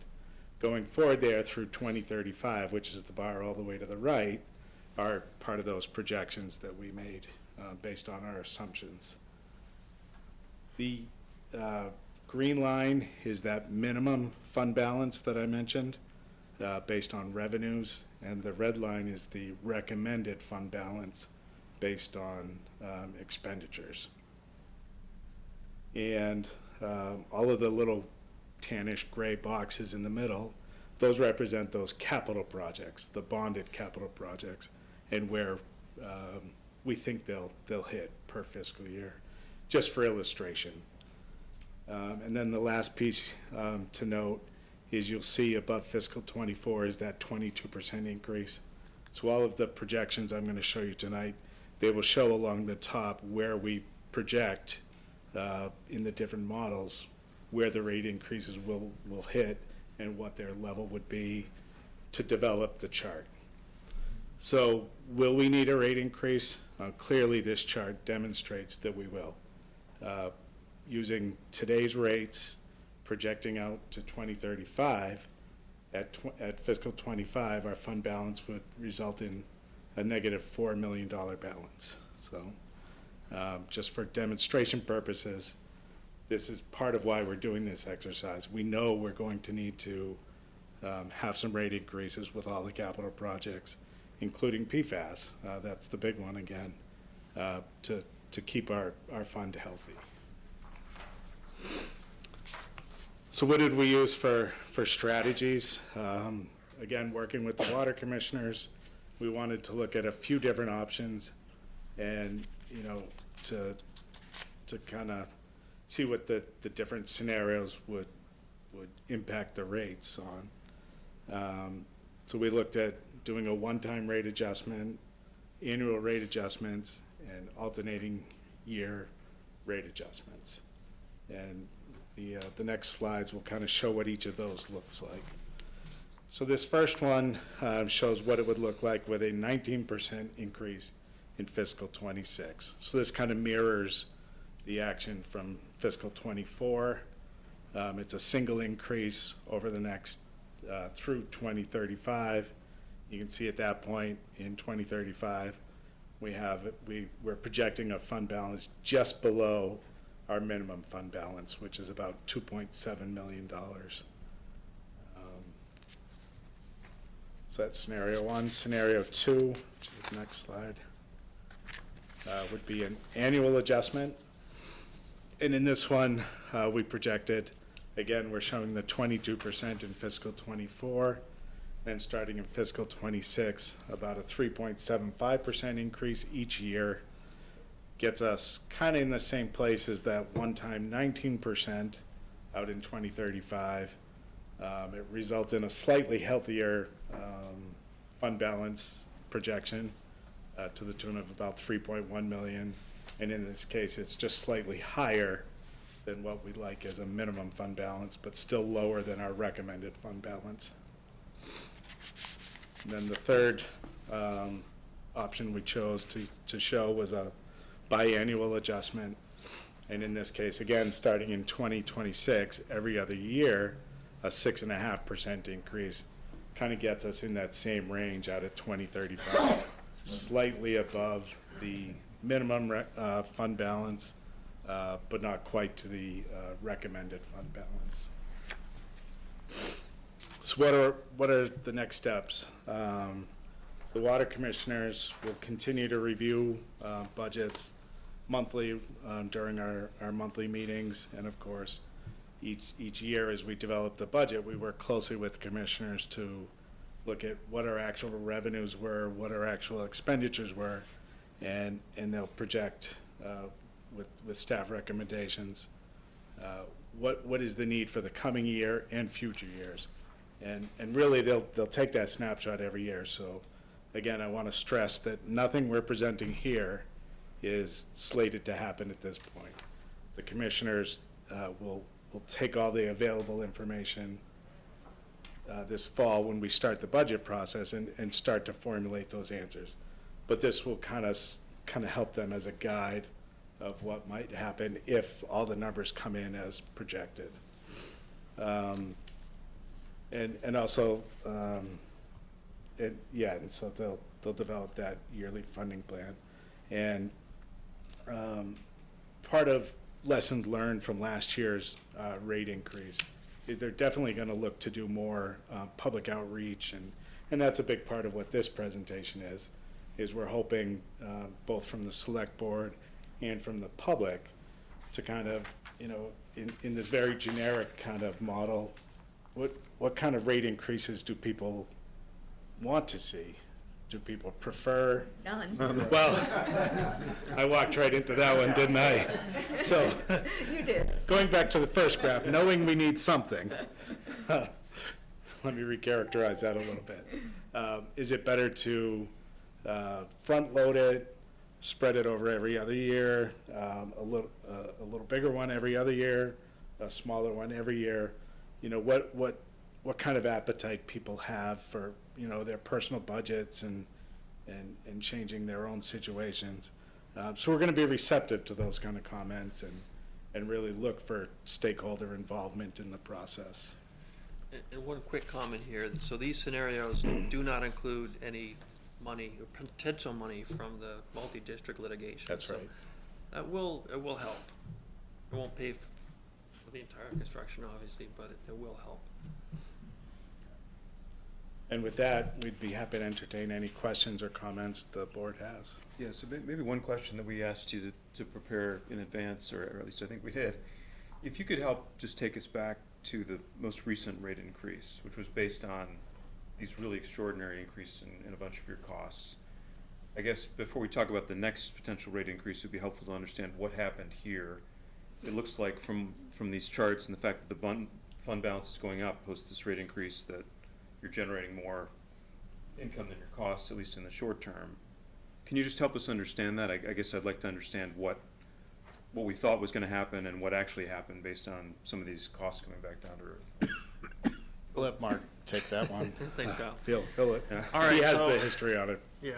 So, I mean, where to start? So we obviously hadn't raised rates since 2009, and I think really circumstances caught up to us a little bit with the pandemic. We saw that pretty substantial spike in chemical costs and really all of our operating costs. That was really one factor. Another factor is we had seen several years of reduced revenues based on either too much rain or not enough rain. As Kyle mentioned, when we have too much rain, no one waters. If we have a drought, no one can water. So that also affects revenues. We're also, as Kyle also alluded to, we're waiting for our next withdrawal permit. We've been waiting for a long time now, but we do know that when it comes, it's going to come with some pretty substantial outdoor water use restrictions, which again is going to affect our revenue. So honestly, it could happen later this year or the following year, but when we do get it, we're going to have to really start each summer season with mandatory outdoor water use restrictions. And we're talking, 2 days a week, starting with 2 days a week, and then going down to 1, going down to 0, based on really stream flow conditions, drought conditions, things like that. This is all baked into the permit, so it's going to affect our revenue. In addition, we're going to be, right now we're allowed to pump a certain amount of water from the ground. With this new permit, that number is going to go down. So again, that's going to be, a revenue reducer. So really, it was those factors, all under the sort of understanding that, PFAS treatment could be a real possibility. So I think that added into the calculations that we needed to be in a better financial position. Okay. It would be helpful, at least to me, if you had an income statement, like a profit and loss statement, because you had this big increase. You anticipated these very high costs. The costs weren't as high as you anticipated.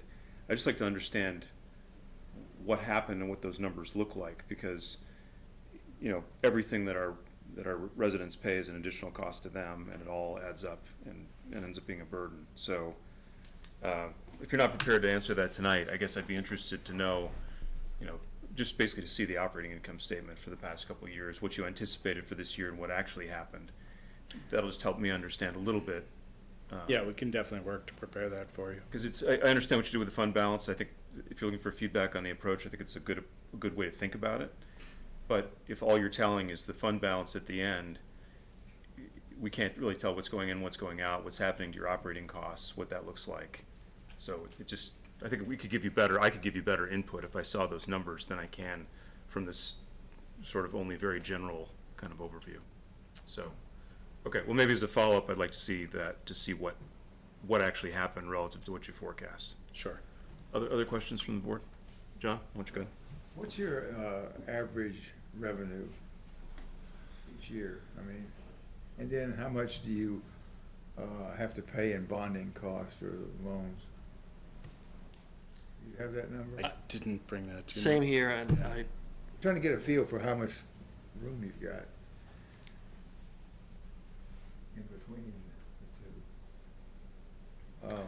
I guess that's something else that would show up in an operating income statement, right? We'd see the top line, and we'd also see what your borrowing interest expense is. I like to get a sense of that. And that 2% increase you're talking about, isn't that a little bit optimistic? It's conservative for sure. Conservative in the other way. Conservative to normally me, means on the safe side. It's in the benefit of the user. Aggressive, right? Yeah. You're assuming a very small cost increase. Correct. Smaller than we've seen, so that's an aggressive forecast to most people. Okay. Yeah, it's conservative towards people's inputs to the system, yes. Okay, thank you. Yep, Scott? I guess I guess we can probably socialize those options, but I think the one big time rate increase is a pretty bad idea for a lot of reasons. One is it's very close to the last one. And secondly, we don't get pay raises of 0, 0, 0, 15. We get 2, 2, 2. So budgets work that way. But also, I think you're probably too conservative those 2%. If you do a 19, and then 3 years in, you're not running correctly, you're going to ask for it again. That's a pretty bad plan. If you've got that smoothed out to the 3.7 or even the 2.6s, you get out 3 years and you're finding you're running at 3%, not 2%. You've got some wiggle room to work with. So just my 2 cents worth from budgeting is sure, that's why we're here. Exactly the feedback we're looking for. And I should note, although I didn't show it in any of these graphs, as we were working through the process and really trying to follow that fund balance model, we did have some models where we were collecting enough early on and we actually projected a rate decrease. I've had that question before. Why do rates only always go up? Part of that answer is inflation, but the opportunity may exist depending on capital costs and how things operate and revenues. There is potential for rate decreases, and that's something, again, the water commissioners do take seriously. They're not looking to build an empire. They want to keep a healthy fund balance and again, avoid those liability risks that we talked about in one of the early slides. So they want to balance, the health of the fund and the enterprise, but they are very they do consider people's pocketbooks in all of this as well. But I guess one of your other comments, which is perhaps a tad off topic, but it's concerning. So the state could conceivably, may likely even reduce our ability to take water at the very time that we're looking at, if you think about things like mass, MBTA communities, that will be in a water taking area, right? So we're looking at growth quite likely in areas serviced by town water, as the state says we can take less. That's an excellent point. Correct. You're right. It's You got true. that, Scott. Sometimes you like to think that the different agencies within the state are going to play nice and consider that, but that may not necessarily be the case. But what drives it? I mean, is that because the aquifer is getting lower and lower and they're worried about it, or is that other communities drawing from the aquifer? I guess I'm very curious what drives that decision. What drives that decision is stream flow. So all this comes from, as we call it, SWIMI, Sustainable Water Management Initiative. This was a framework that was built into the new Water Management Act regulations, but it's really all based on stream flow. Think the Ipswich River. Every year they have a serious issue with groundwater depletion affecting the Ipswich River. This is not a one-size-fits-all thing, but the state created this sort of one-size-fits-all dynamic, the Sustainable Water Management Act initiative. So they've built this into water withdrawal permits, and they're focused on stream flows. That's why we're going to have a stream flow indicator in our new permit. If I think our stream is going to be Concord River. If it drops below a certain flow, that will kick in a higher level of restrictions. So to answer your questions, it's based on stream flow. Thanks. Other questions? Good.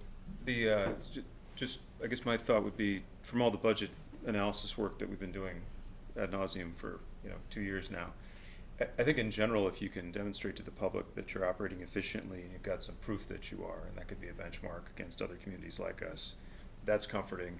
And in general, the taxpayers or the ratepayers, I think, at least the taxpayers in this listening process we've been doing, they understand that costs may go up, but they want to pay what you need, not give you money to build up a surplus that you might have for some future need.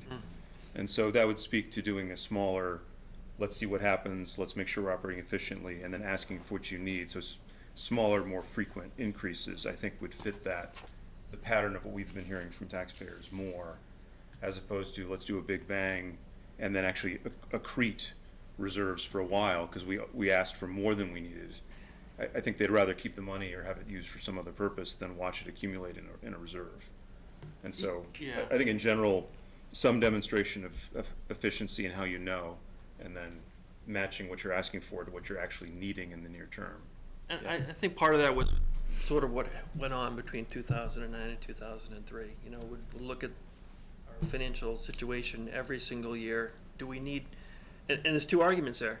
Maybe we should have implemented small budget increases along the way, and we wouldn't have been in this 22% situation. Again, we didn't predict COVID, but the argument against that was, well, we don't really need that money right now. Wait next year, see what happens next year. And sort of, again, in a sense, it caught up to us when COVID hit and inflation went through the roof and all of our operating costs went up.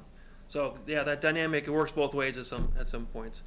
Do we do smaller, going back in time, should we have done smaller incremental increases, or should we allow the ratepayers to keep that money in their pocket and not do any? Well, during the time you're talking about, the fund balance was growing. Yeah. So you wouldn't ask for more because you didn't need more. No. Right. So you hit this triple witching hour and you did need more, and then you asked for it. So I'm not suggesting you should go back in time and ask for something you don't need. I'm saying almost the opposite. Fair enough. If you're operating efficiently, you should ask only for what you need and ask for it on a near time. If what ratepayers want is the same as what taxpayers want that we've been talking to, that's what you would find out. So there could be a difference, I guess, but sure. It would seem like it'd be the same. And that is truly how Mark and Steve before him have run the department along with the commissioners. They're very conservative in everything they do, and they do a great job running the plant efficiently and cost effectively, and we'll do our part to demonstrate that. To your point, it's a very excellent point. Any questions or comments from the public or online? Nothing online. Okay. Thank you so much. Thank you, gentlemen. Thank you for all the work you do for the town. Next up, annual town meeting update. We are excited to see a lot of people coming out to join us to have this conversation about our town and our future this Saturday at 9 a.m. at Westford Academy. What information do we want to share, Kristen? Yeah, absolutely.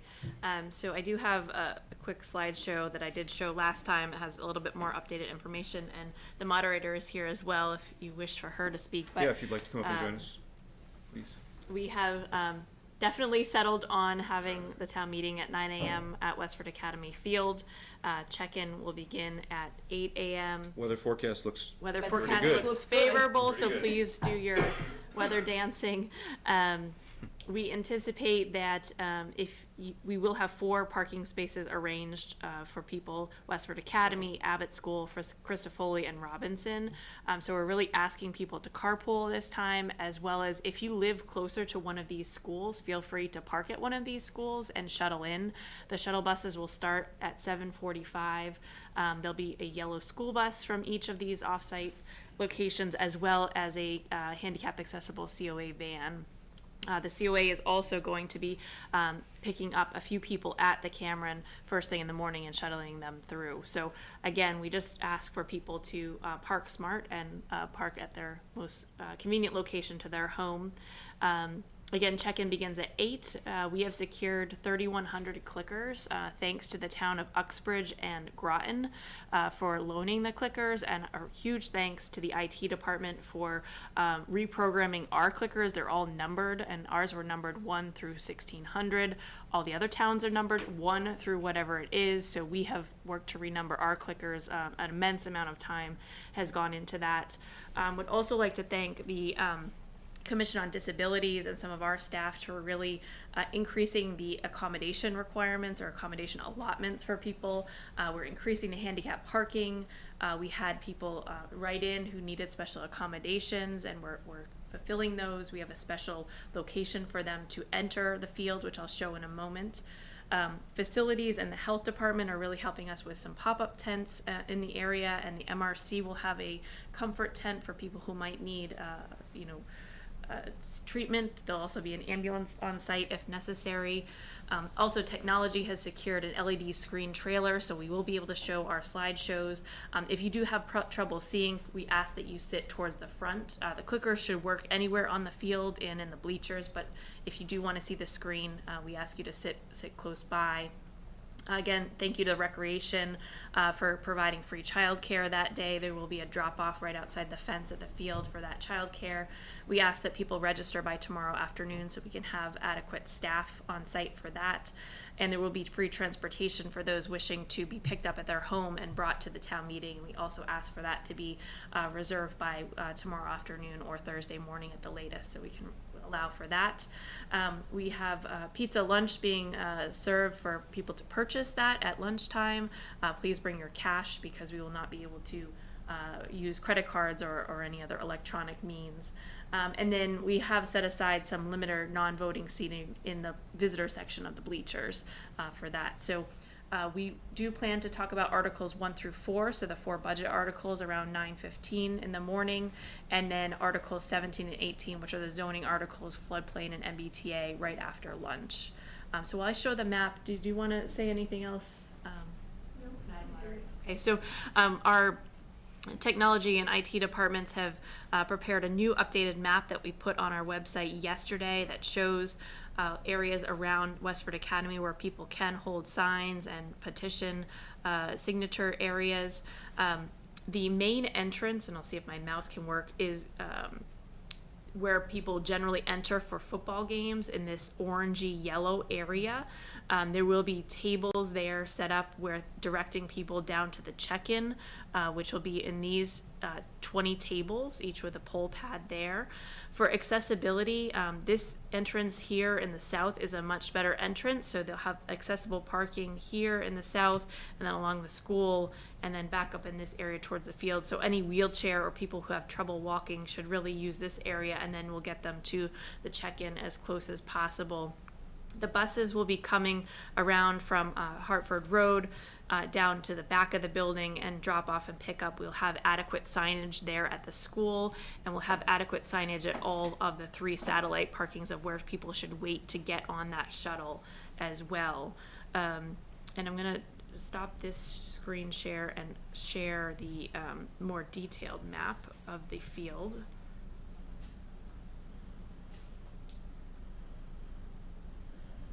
So this orientation is a little bit different. So the entrance for majority of the voters will be in this location here, where the clerks and wardens will be. The Commission on Disability will be helping people who do need help to check in, and any staff or Select Board, Finance Committee, and School Committee members to get their clickers.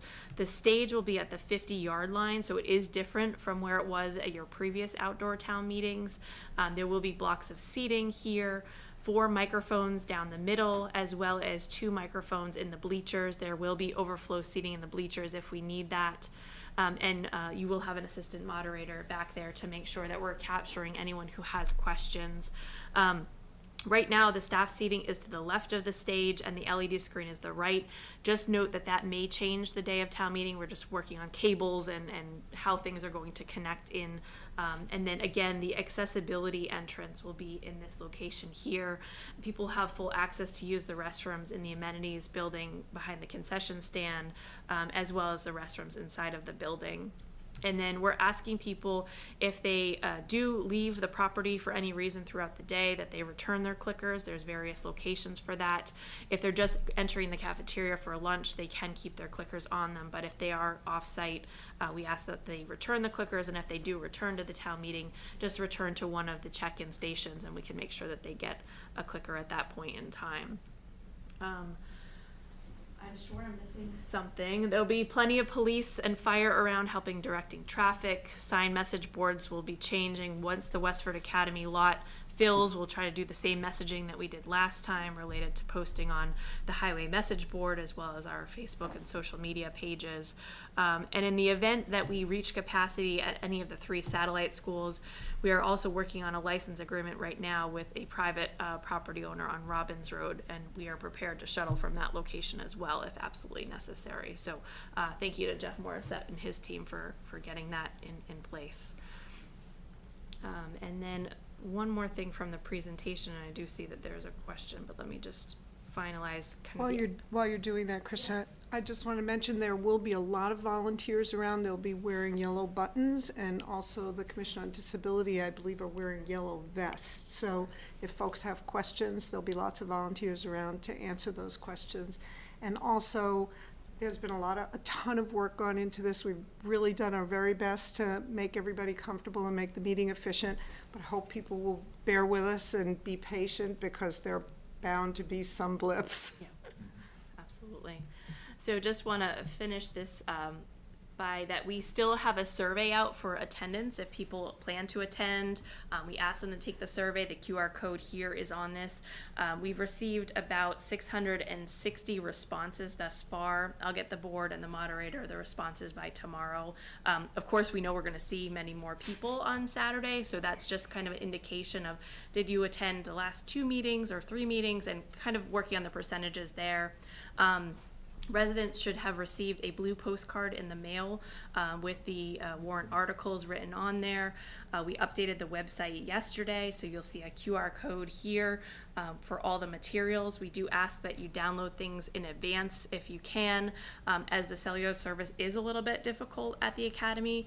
Also, if you have materials from the previous town meeting, we ask that you bring them. We will have new materials.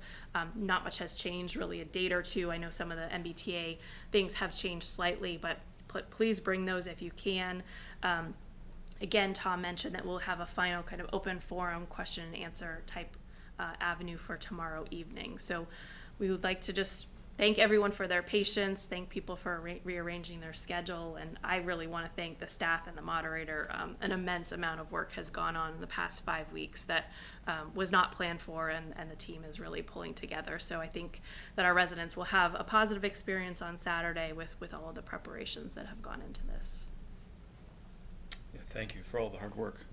Do you have anything you want to add, Angela, before we go to questions? I guess the only other thing is that if we don't complete everything tomorrow for any reason, then we'll go over to Sunday. Yes. And we'll announce what time on Sunday, because that'll be weather dependent too, depending on what the forecast is.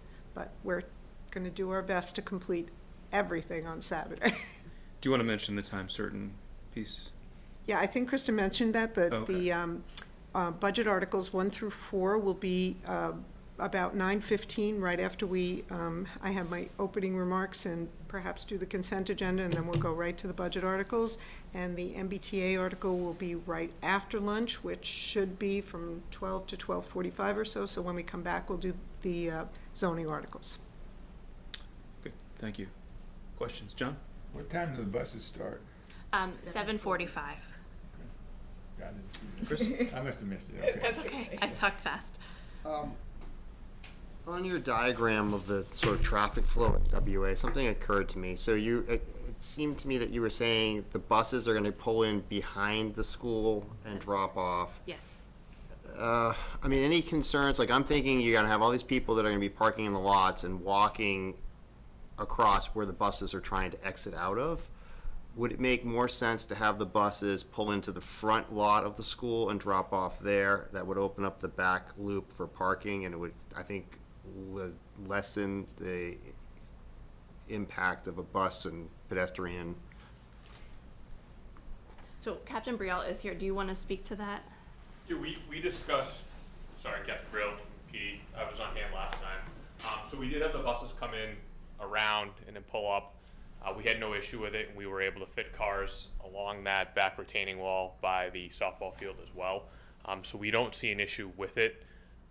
Coming up, we will have an officer posted in that back area, kind of right where that bottom right corner is of the return bus pickup, allowing people to go into that handicap accessible area.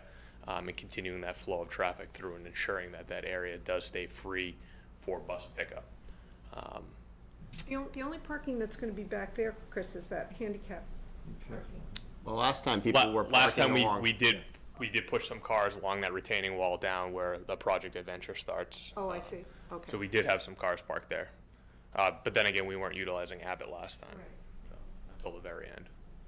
The other part, though, is that people were going to the front of the building, not to the side where you know, the field is. So the pedestrian traffic flow is a little different from our last. Correct, it is, meeting. yeah. So if you guys feel it's the safest way of doing it, I'll certainly defer to your better judgment. So Yeah. just. We feel it's gonna be safe, and we think that keeping the buses back there is gonna be the closest for those people to get off and walk right into the area right there. And they'll have the two entrances in the back and then where the ticket booth is. Sure, okay. Thank you very much. Any other questions from the board? Any questions from the public? There's one. There's one online. So Valerie Young asked, will the LED screen show the clicker counts for votes? The LED screen will not show the clicker count for votes. We are working with WCAT to see if we can have a screen out there. It will be very difficult to read if it's sunny and bright. Also, Mike Wells will have all of the votes on his laptop, so those will be displayed, but it is unlikely that we will have a screen specifically for the counts. The moderator will be reading all of the vote counts as she receives them. Right, we'll just be going back to the way we used to do it before we had a screen, before we had clickers, which is only 3 years ago, believe it or not. I don't know, for me, the most exciting thing is to see the numbers going up. So, We have to get back in the gym to do that.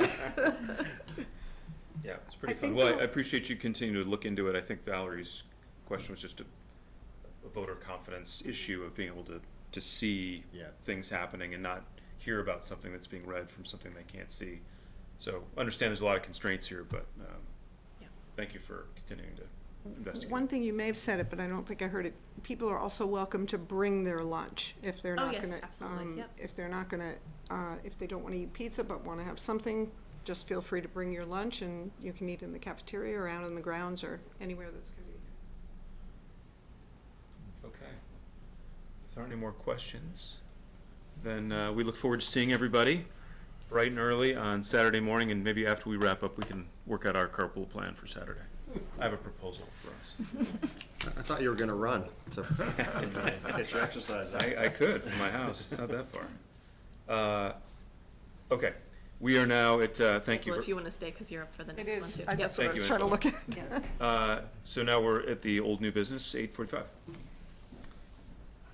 So this is a review and act to set the special town meeting date of October 21st, 2024, and consider the approval of the draft 2024 town meeting date timeline. So if you'd like to present that. Yeah, so normally by now we would have set that date because we would have already had our annual town meeting. And although I know everybody's got a ton on their mind, I just thought it would be good to get that date out to the public. And so I'm hoping that we can set that date tonight. And that date is? Oh, I'm sorry, did you not say what the date is? I know what it is, but you might want to tell the public. 23rd? First, Thank you. 21st. You already changed it, no. First, so, any It's the comments or third, questions? third Monday of Third October. Monday. Third Monday in October. Any questions, or should we go ahead and take that vote? I'll move to set Fall Town Meeting for Monday, October 21st. Do we have a second? Second. All in favor? Thank you. Do you need anything else voted tonight? Nothing. Okay. Thank And you I will very note much. that we are working with WCAT and technology and all the other parties to potentially have a third and fourth indoor accommodation. So, generally October 21st is going to be cold, it's going to be dark, all of that. So, more to come. Well, we definitely can't have it October 21st if we're going to have it outside because it'll be night. Correct. 'Cause it's an Exactly. evening meeting. Yep. Yeah. Exactly. Field's got lights. Yeah, whole football games at that time. Come on. It's true, Yeah, but, it's all good. I gotta give you challenges. yeah, thanks. No, come on. It'll be easier to see the LED screen. Right? Exactly. You can see the TVs. Have some fireworks at the end. It'll be all good. Thank you. Okay, great, thanks. Next up is item B. So this is a request to approve a 2% cost of living increase for non-union employees and amend the non-union pay and classification schedule for fiscal year 25 by 2% effective July 1st, 2024. This was built into the budget and all of the budget reviews that occurred throughout January and February. It's really a formality for the board to approve that cost of living increase. I'll move to approve. Second. All in favor? Aye. Thank you.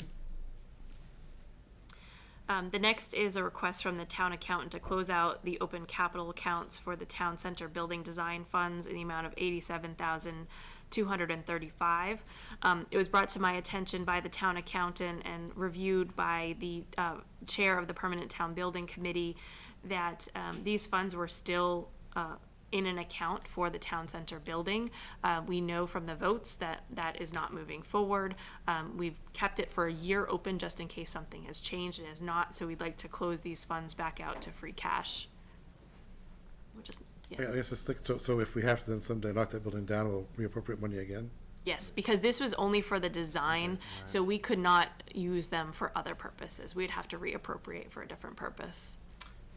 Do you need to vote for that Yes, purpose? please. I'll move to close out the account. Second. All those in favor? Aye. Okay, thank you. Great. And then we touched upon this a little bit in our meeting with the senator and the representative, but the past few meetings, we've been talking about reviewing of pending bills on hybrid board and committee meetings. I was able to dig into this over the past 2 weeks and review this with the representative's office as well as the Mass Municipal Association, which we are a member of here with the state. And there are several bills in the Senate and the House related to hybrid board and committee meetings. There's also several bills related to hybrid or remote town meetings. So I want to make sure that this evening we're just discussing board and committee meetings. I think remote town meetings is another conversation for another day. So I presented a summary to the board in a memorandum form that, again, there are several bills, one of which is the governor's bill. I just want to remind members of the board and members of the public that we're currently operating under an open meeting law special exemption through the pandemic-related exemptions that allows for remote participation and hybrid meetings through March of 2025. The governor's bill does allocate that if it's passed, that towns could continue using remote meetings, fully remote or a hybrid type of opportunity. So in speaking with the MMA, their recommendation, if the board were going to endorse a certain bill, would to be endorsed the governor's bill that encompasses that. The other bills that are before us, some require all boards and committees to hold hybrid meetings. That's a huge technology challenge in Westford as well as other municipalities. Other bills are combining town meeting and open meetings with boards and commissions, so I think that that is a little bit confusing. So my recommendation through my memorandum to you is if you did want to support a bill, to support the governor's bill that was put forth related to the Municipal Modernization Act. The others are all over the map. I think that's good. What's the pleasure of the board? Would the board like for us to take a position as a board and share that? I would like the board to take a position, so therefore I'll move that the board support the governor's bill. I'll second that. All in favor?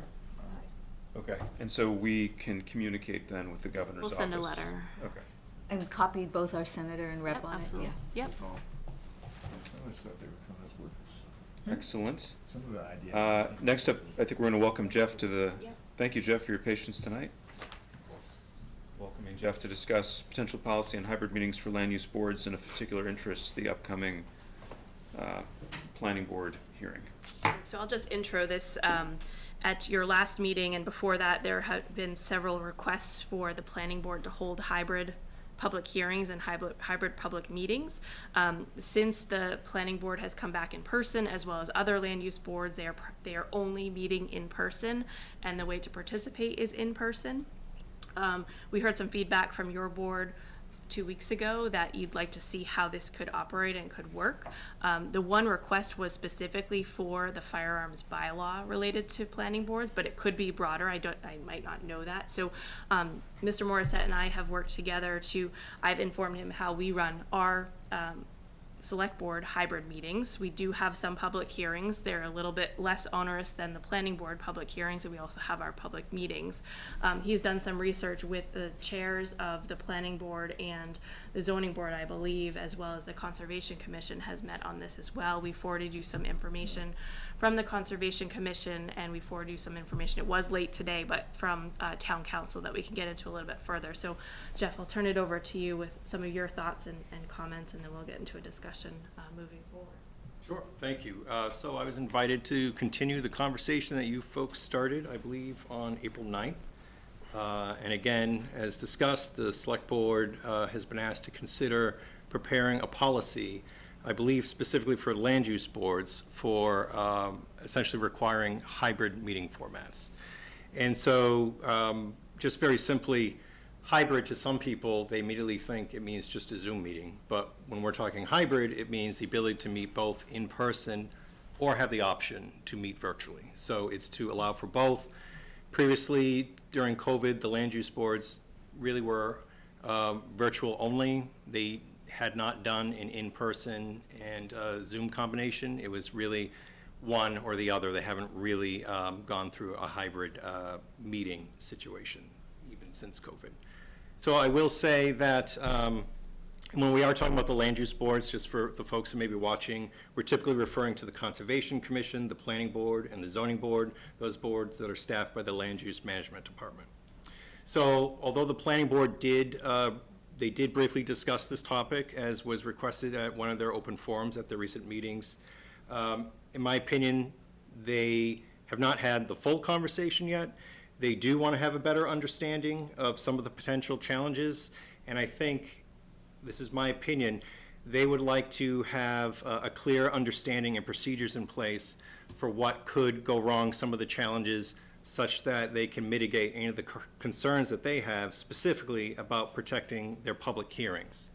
To me, that is one of the concerns that I heard.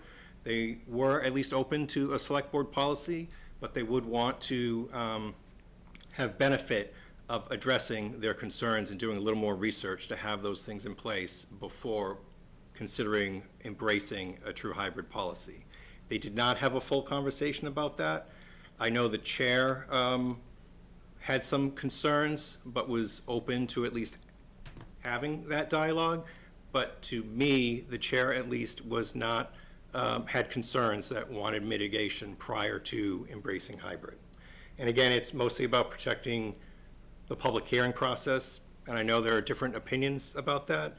I will say that the three land use boards, as boards, they have not yet had an opportunity to meet as a committee to discuss and formulate their own opinions. So what we have is some initial conversation by the planning board. We have an email that you received today from the chair of the Conservation Commission that is written on behalf of that individual, not on behalf of the commission.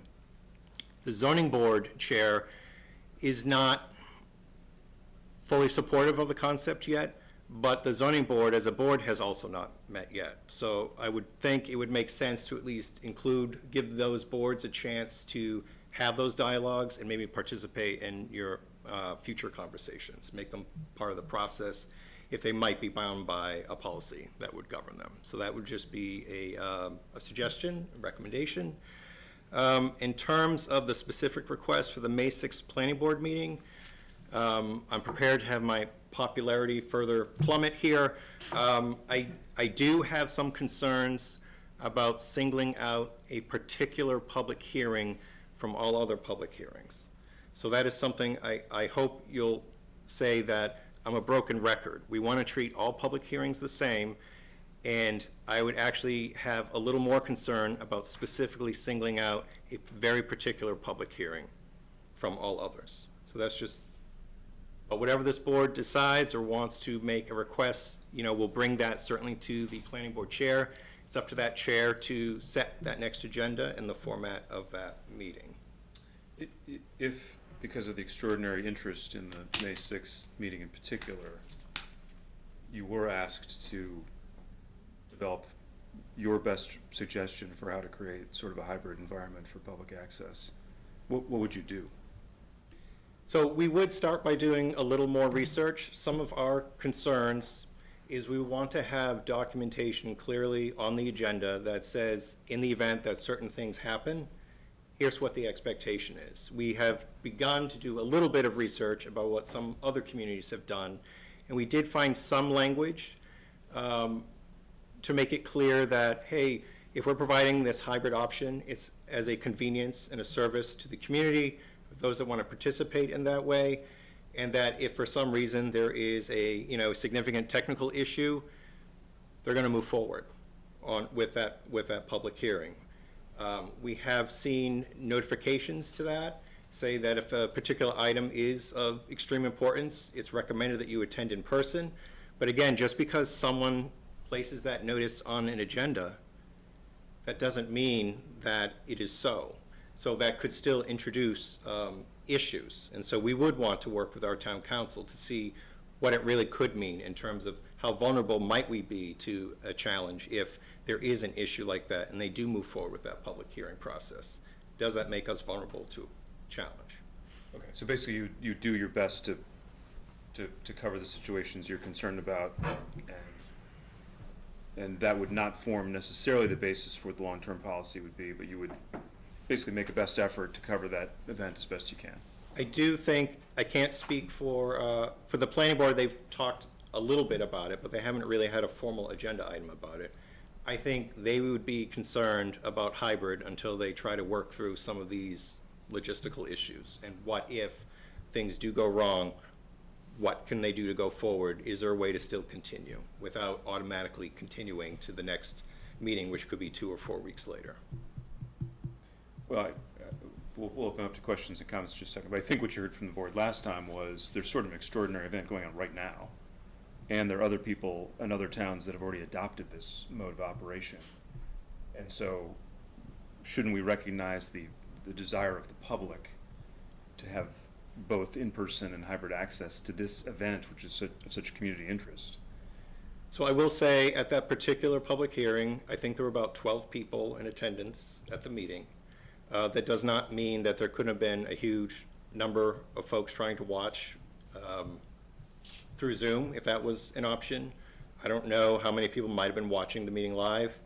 I do think this is not so simple an issue. I think if we're talking about, we talk about inclusion, and we talk about transparency.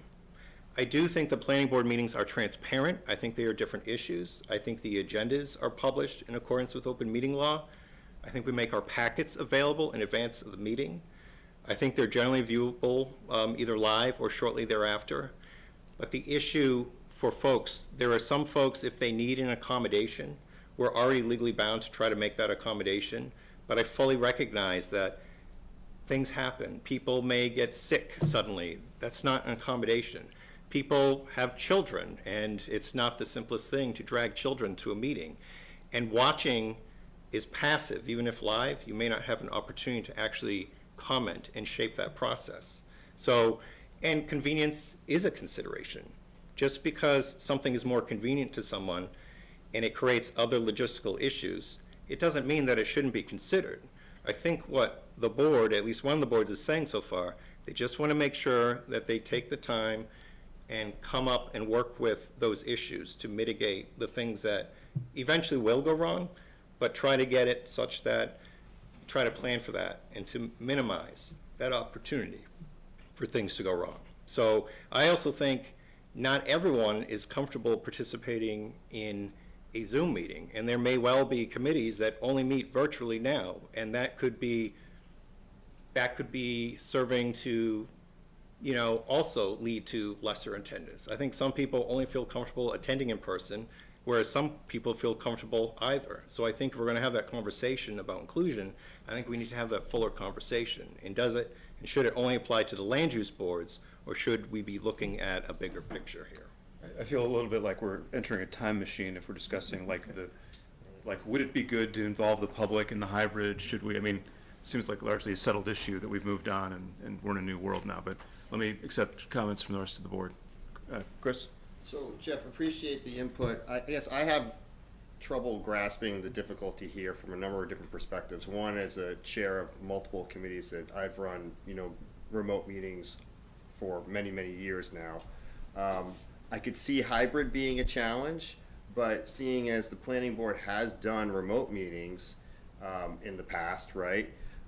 Why not just go for a remote meeting for this particular, set of public hearings that people want to be able to be, involved with? And yes, maybe you continue to work on the hybrid approach and address some of your concerns. Not sure really what those may be, but would that be something that might work out in this situation? Well, my suspicion is that the current chair is not inclined to go to an all-virtual meeting for May 6th. I could be mistaken. I know that the board generally does tend to prefer to meet in person, and just as there have been comments requesting a virtual component, they've also received comments, when they did go live again, they had complaints about the virtual meetings as well, and people appreciated. I think there's people on both sides. And so I don't think it's as simple as an all or nothing.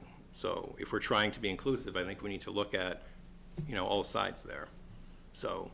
I mean, my experience is generally I find that the remote meetings are much more well represented, or there's much higher participation than the in-person for the committees that I've been involved with in the past. So just my 2 cents.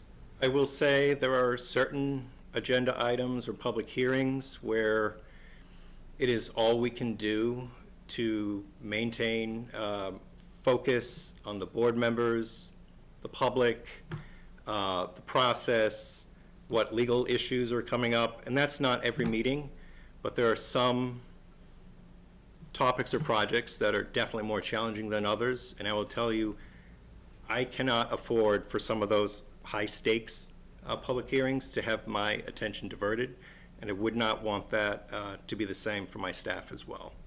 If there is a very important agenda item, I do want them to be able to focus on it.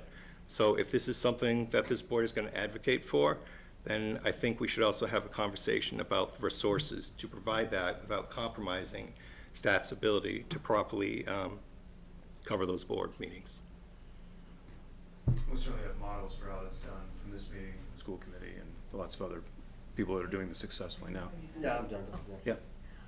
So I think given the immediacy of the public hearings for the gun bylaw, that we're sort of dealing with two different, the same issue but in two different manners. I think our immediate focus is on how do we or do we accommodate a hybrid meeting for a gun law before, and then talking about, a broader policy for land use boards. I hear you that you don't want to set something, set a specific, something, you don't want to single out one issue or one meeting versus others. I hear you about that, but I also think that, as Tom has said, the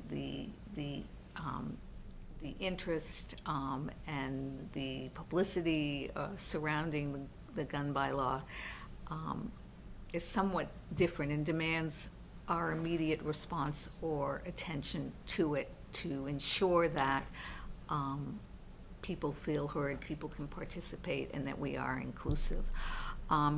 So my immediate focus is on how we do that, and also recognizing that May 6th is a week and a half away, 10 days. far off. It's 10 days away, something like that, okay? And I certainly understand that.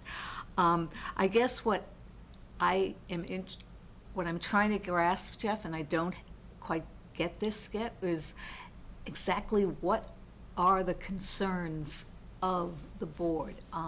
The one I heard you mention is, what happens if somebody can't participate, remotely because, of technological issues, and does that, do you have to stop the meeting? Does that invalidate it? I suspect town council can give us an opinion about that and let us know.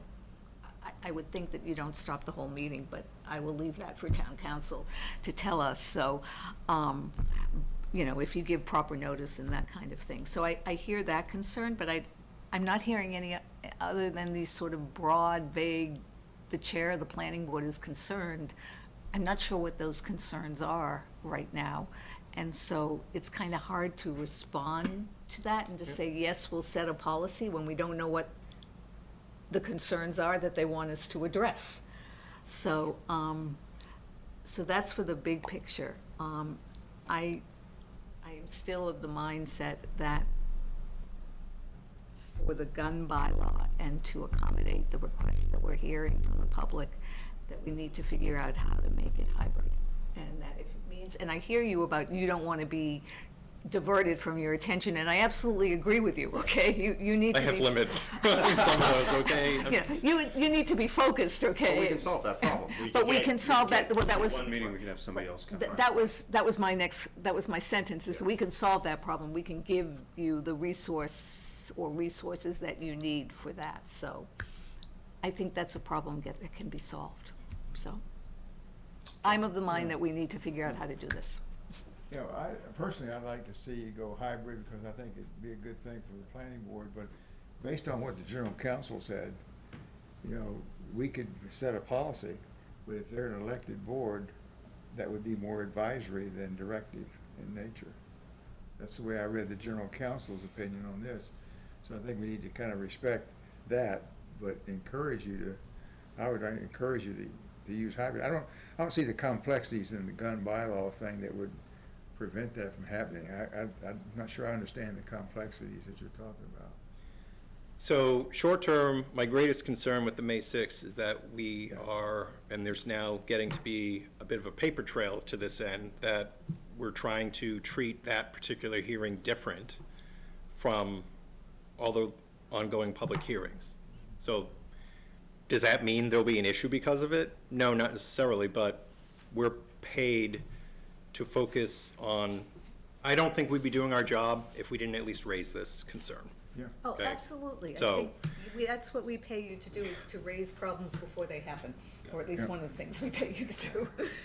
So, and it sounds like we have two separate issues. One is, I think it does make sense to reach out to the boards and ask that they have a specific agenda item and to have a conversation about this and to cite each board's, particular concerns, get some additional input from at least the staff who staff those boards, and that can speak to the longer term, discussion about a policy. But separately, we still have the May 6th issue, and for that, I think we need to involve the chair of the planning board in that conversation. It doesn't have to be necessarily here, because we're running out of time, but, if the message is the select board is requesting that, we're happy to take, like I said, any request you have to the chair. It's not my it's not my decision, though. I can relay your request, but we don't give orders to our land use boards. We provide service to our land use boards. So, Scott? So I get legally, it's a public hearing, so gun bylaw versus anything else doesn't matter. As a matter of public interest, though, not all, but most planning board meetings are focused on a structure, a development, a issue that affects a very small number of abutters, or folks with interest near that geography. this is a townwide, interest. So, yeah, I'm kind of on board with saying that this, if you need direction from us to say, make it different, I think I'd suggest this has got the, the public service dimension that says it should be done separately or done differently to accommodate a town audience. Yeah, it feels like the will of the board is basically to say we do request that you provide a hybrid access for this because of the extraordinary public interest in this area and the fact you've had this request, and the idea that people who are seeking the ability to participate, we're not going to let them. I just don't understand. I don't understand why we wouldn't do that. It's our job to find a way to accommodate them. So I think there's a longer issue, which is, are we going to set a policy that the land boards in a routine way operate in a hybrid? I think for that, I'm much more open to the idea that we want to get the staff input, we want the boards to think about it, we want them to agenda that. We need to set a reasonable timeline so they can adopt best practice. We need to do it at a time that you're not doing 10 other things at the same time like you are right now. So if there's a time frame we should set up that says, it is our intention to make this request, but we want to do it in a way that recognizes the situation and the complexity. So it's 3 months or it's 6 months or some, for the broader issue, I think we absolutely hear you and want to pursue this way. But, for us to basically not respect this extraordinary level of public interest on this issue right now, I think we're not living up to our elected duty if we just say like, well, no, it's too hard, we're not going to try. So I guess, tonight, do we want to sort of discuss more the idea of setting this as a policy for the land use boards over a longer time frame? Do we want to limit to just us making a formal request that that they find a way to provide hybrid accessibility for these particular meetings? Chris?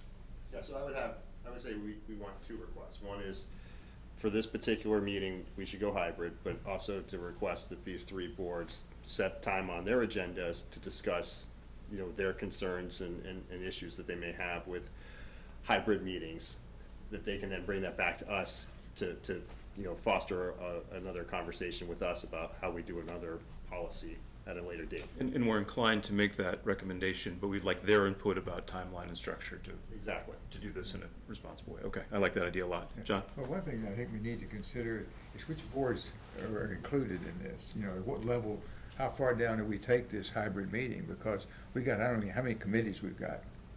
Well, I think we're just talking about land use right now. Well, we're talking about land use now, but we're talking about a bigger policy of Conservation Commission. That's land use. Yeah, that's land use, but other committees, what other committees? That's a good point. Like right now, some meet just virtually, some meet just in person, and some meet hybrid, so. Yeah. And, I think we should open up then we should add that to our consideration of the policy, John. And then the equipment that's involved and all that kind of stuff.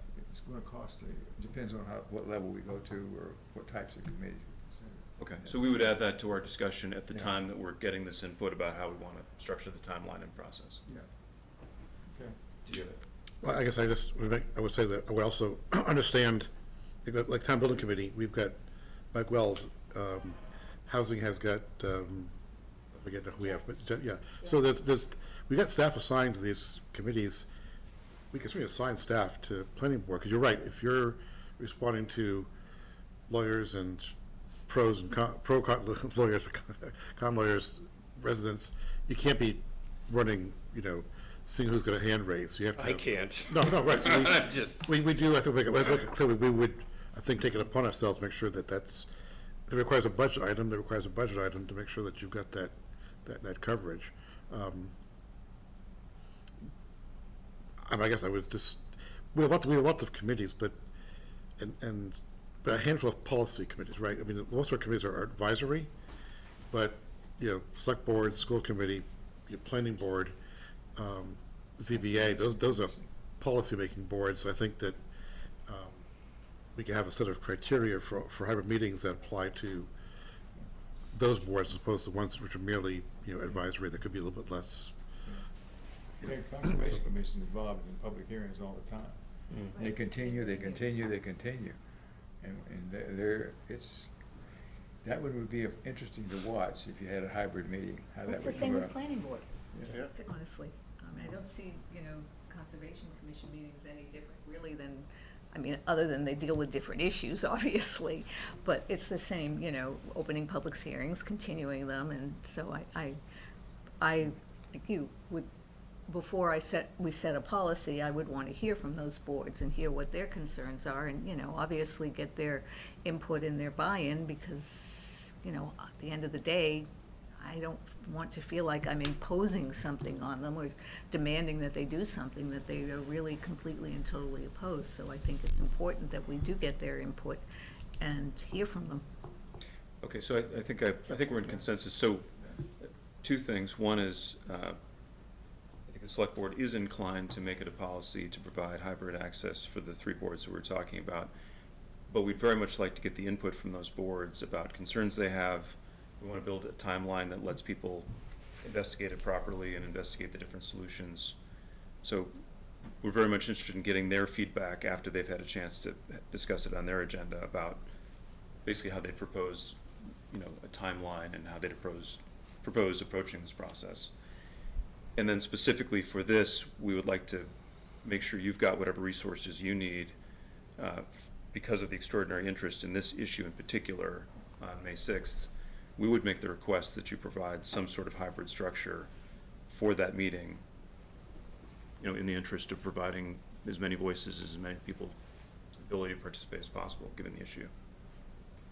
So I will certainly share that request with the planning board chair first thing tomorrow morning. Yeah. And then I can work with Kristen about any logistics, assuming the chair is amenable, logistics for coverage for that. I do think the bigger question, it might be useful information to just gather a list of the various boards and committees that we do have, maybe what is their current practice, how they meet, and then also which of them actually have public hearings as a good starting point. And then I think we need to get input from town council about what those actual issues are, because I have no idea if there's more recent, if there's, there's probably evolving case law about this now. It's, out there now. So that could be an important variable. And then, simple things like number of Zoom licenses or something that's fixable, I'm sure.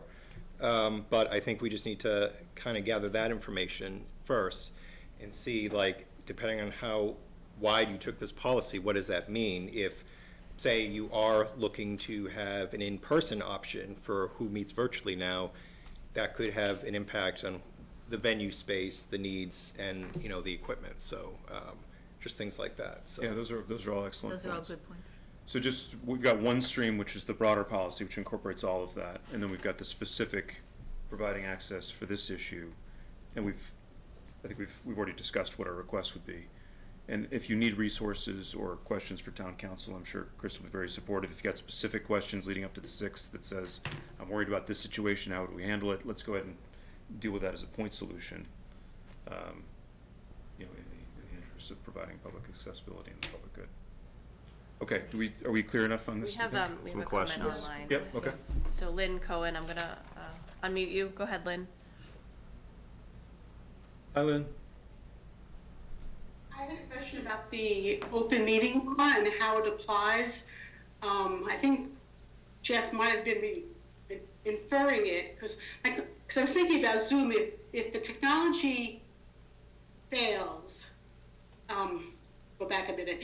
In the open meeting law, you have to allow everyone who wants to be part of the meeting to be at the meeting. If you don't have room for them, you can't have the meeting. If your technology fails during a hybrid meeting or even during a Zoom meeting, does the open meeting law apply? Is there anyone know that? I'm just wondering. That's one of the matters that we need to confirm with council, but we do have doubt in a public hearing setting. If the Zoom fails, does that default the public hearing process? I don't know if you want to add anything to that. no, I mean, it does start as a public meeting, and it is subject to open meeting law. And so, like Kristen said, that's if one of the avenues of that meeting fails, does that invalidate at a minimum public hearings? Does it immediately have to be continued? And so, you know, there are different things out there where some folks may say there's a certain amount of time period for when that event happens that they try to correct and resolve it. And if it takes longer than that, then it may be automatically, you know, continued to the next regularly scheduled meeting, you know, something like that. But we would prefer to see, are there any options where you can continue and not automatically have to kick the town meeting 2 weeks or 4 weeks out? Because that, you know, that can be a hardship to some folks where timeliness matters. But, you know, we want to take time to vet those and see what the honest options are before, you know, folks commit to, you know, a firm policy decision. So Lynn, I think the answer is that that's an important consideration that we need to investigate as part of this effort. Okay, thank you. Okay. Any other questions or comments? All right. Okay, I think we're good. Thank you so much, Jeff. Thank you, Thanks, Jeff. Jeff. Okay. We also have a request from the Economic Development Committee to appoint Len Bruskowitz. I hope I did that correctly, Len, as a resident at large for term expiring June 30th, 2024. Move to appoint. All those in favor? We have minutes approval for release, regular session, February 27th, March 12th, March 22nd, March 26th, all in 2024. Move to approve and release. All in favor? Aye. And then not for release, executive session, February 27th, 2024. Move to approve but not release. All in favor? Board reports and updates. Okay, I don't see any, thank you. Town manager's report. Great, so we have a variety of purchase orders from the technology department. This is for Apple Mac Airs in the amount of $107,995. Chromebooks and Chrome education upgrades, $212,350. White glove service for the Chromebooks, and these are for school department, $5,580. And Educate Me for 900 Max cases. These are cases for the Chromebooks, $23,355 by the technology department. Move to approve. Second. All those in favor? Sure, yeah, John. Is that included in the basic budget? I mean, Yes, it's part of their capital. So it's not going to be the override's not going to be involved in No, this? No, that is Okay, good, no. thanks. Okay. Okay, I have a motion and a second. All those in favor? Aye. And then there's 4 contracts. We finally got the bids back for the Blanchard roof project. I'm happy to report that it was under budget, and this contract is for $4,740,000 as requested by the Facilities Department. As a reminder, a portion of this will be supplemented with the Mass School Building Authority Accelerated Program.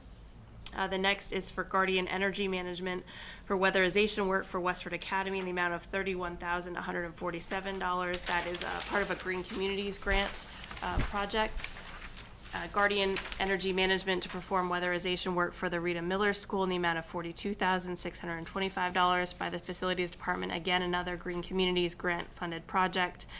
And then services for tie and bond for construction phase for the Bluebrook Culvert project in the amount of $93,000. We did receive favorable bids and are moving forward with that Bluebrook Culvert project. John. I had a question about the tie and bond amendment. Yep. They talk about a unit price and not to exceed contract, and they didn't have any unit prices in there. They had mostly lump sum. So are there any unit prices associated with this? Understanding is this is for just construction oversight and meetings. I can get the town engineer to answer your question tomorrow. It would be interesting to know what those unit prices are, because that's what we're going to be examining for not, you know, they're good, either not to exceed amount. Yep. It looks like it's almost lump sum. That's just my question, that's all. Okay, are you comfortable, John, going ahead and voting on it? Or? Yeah, Okay. So I'll move to approve. All those in favor? Aye. Waive reading of correspondence. Second. All in favor? Aye. I'll entertain a motion to adjourn. So moved. Second. All in favor?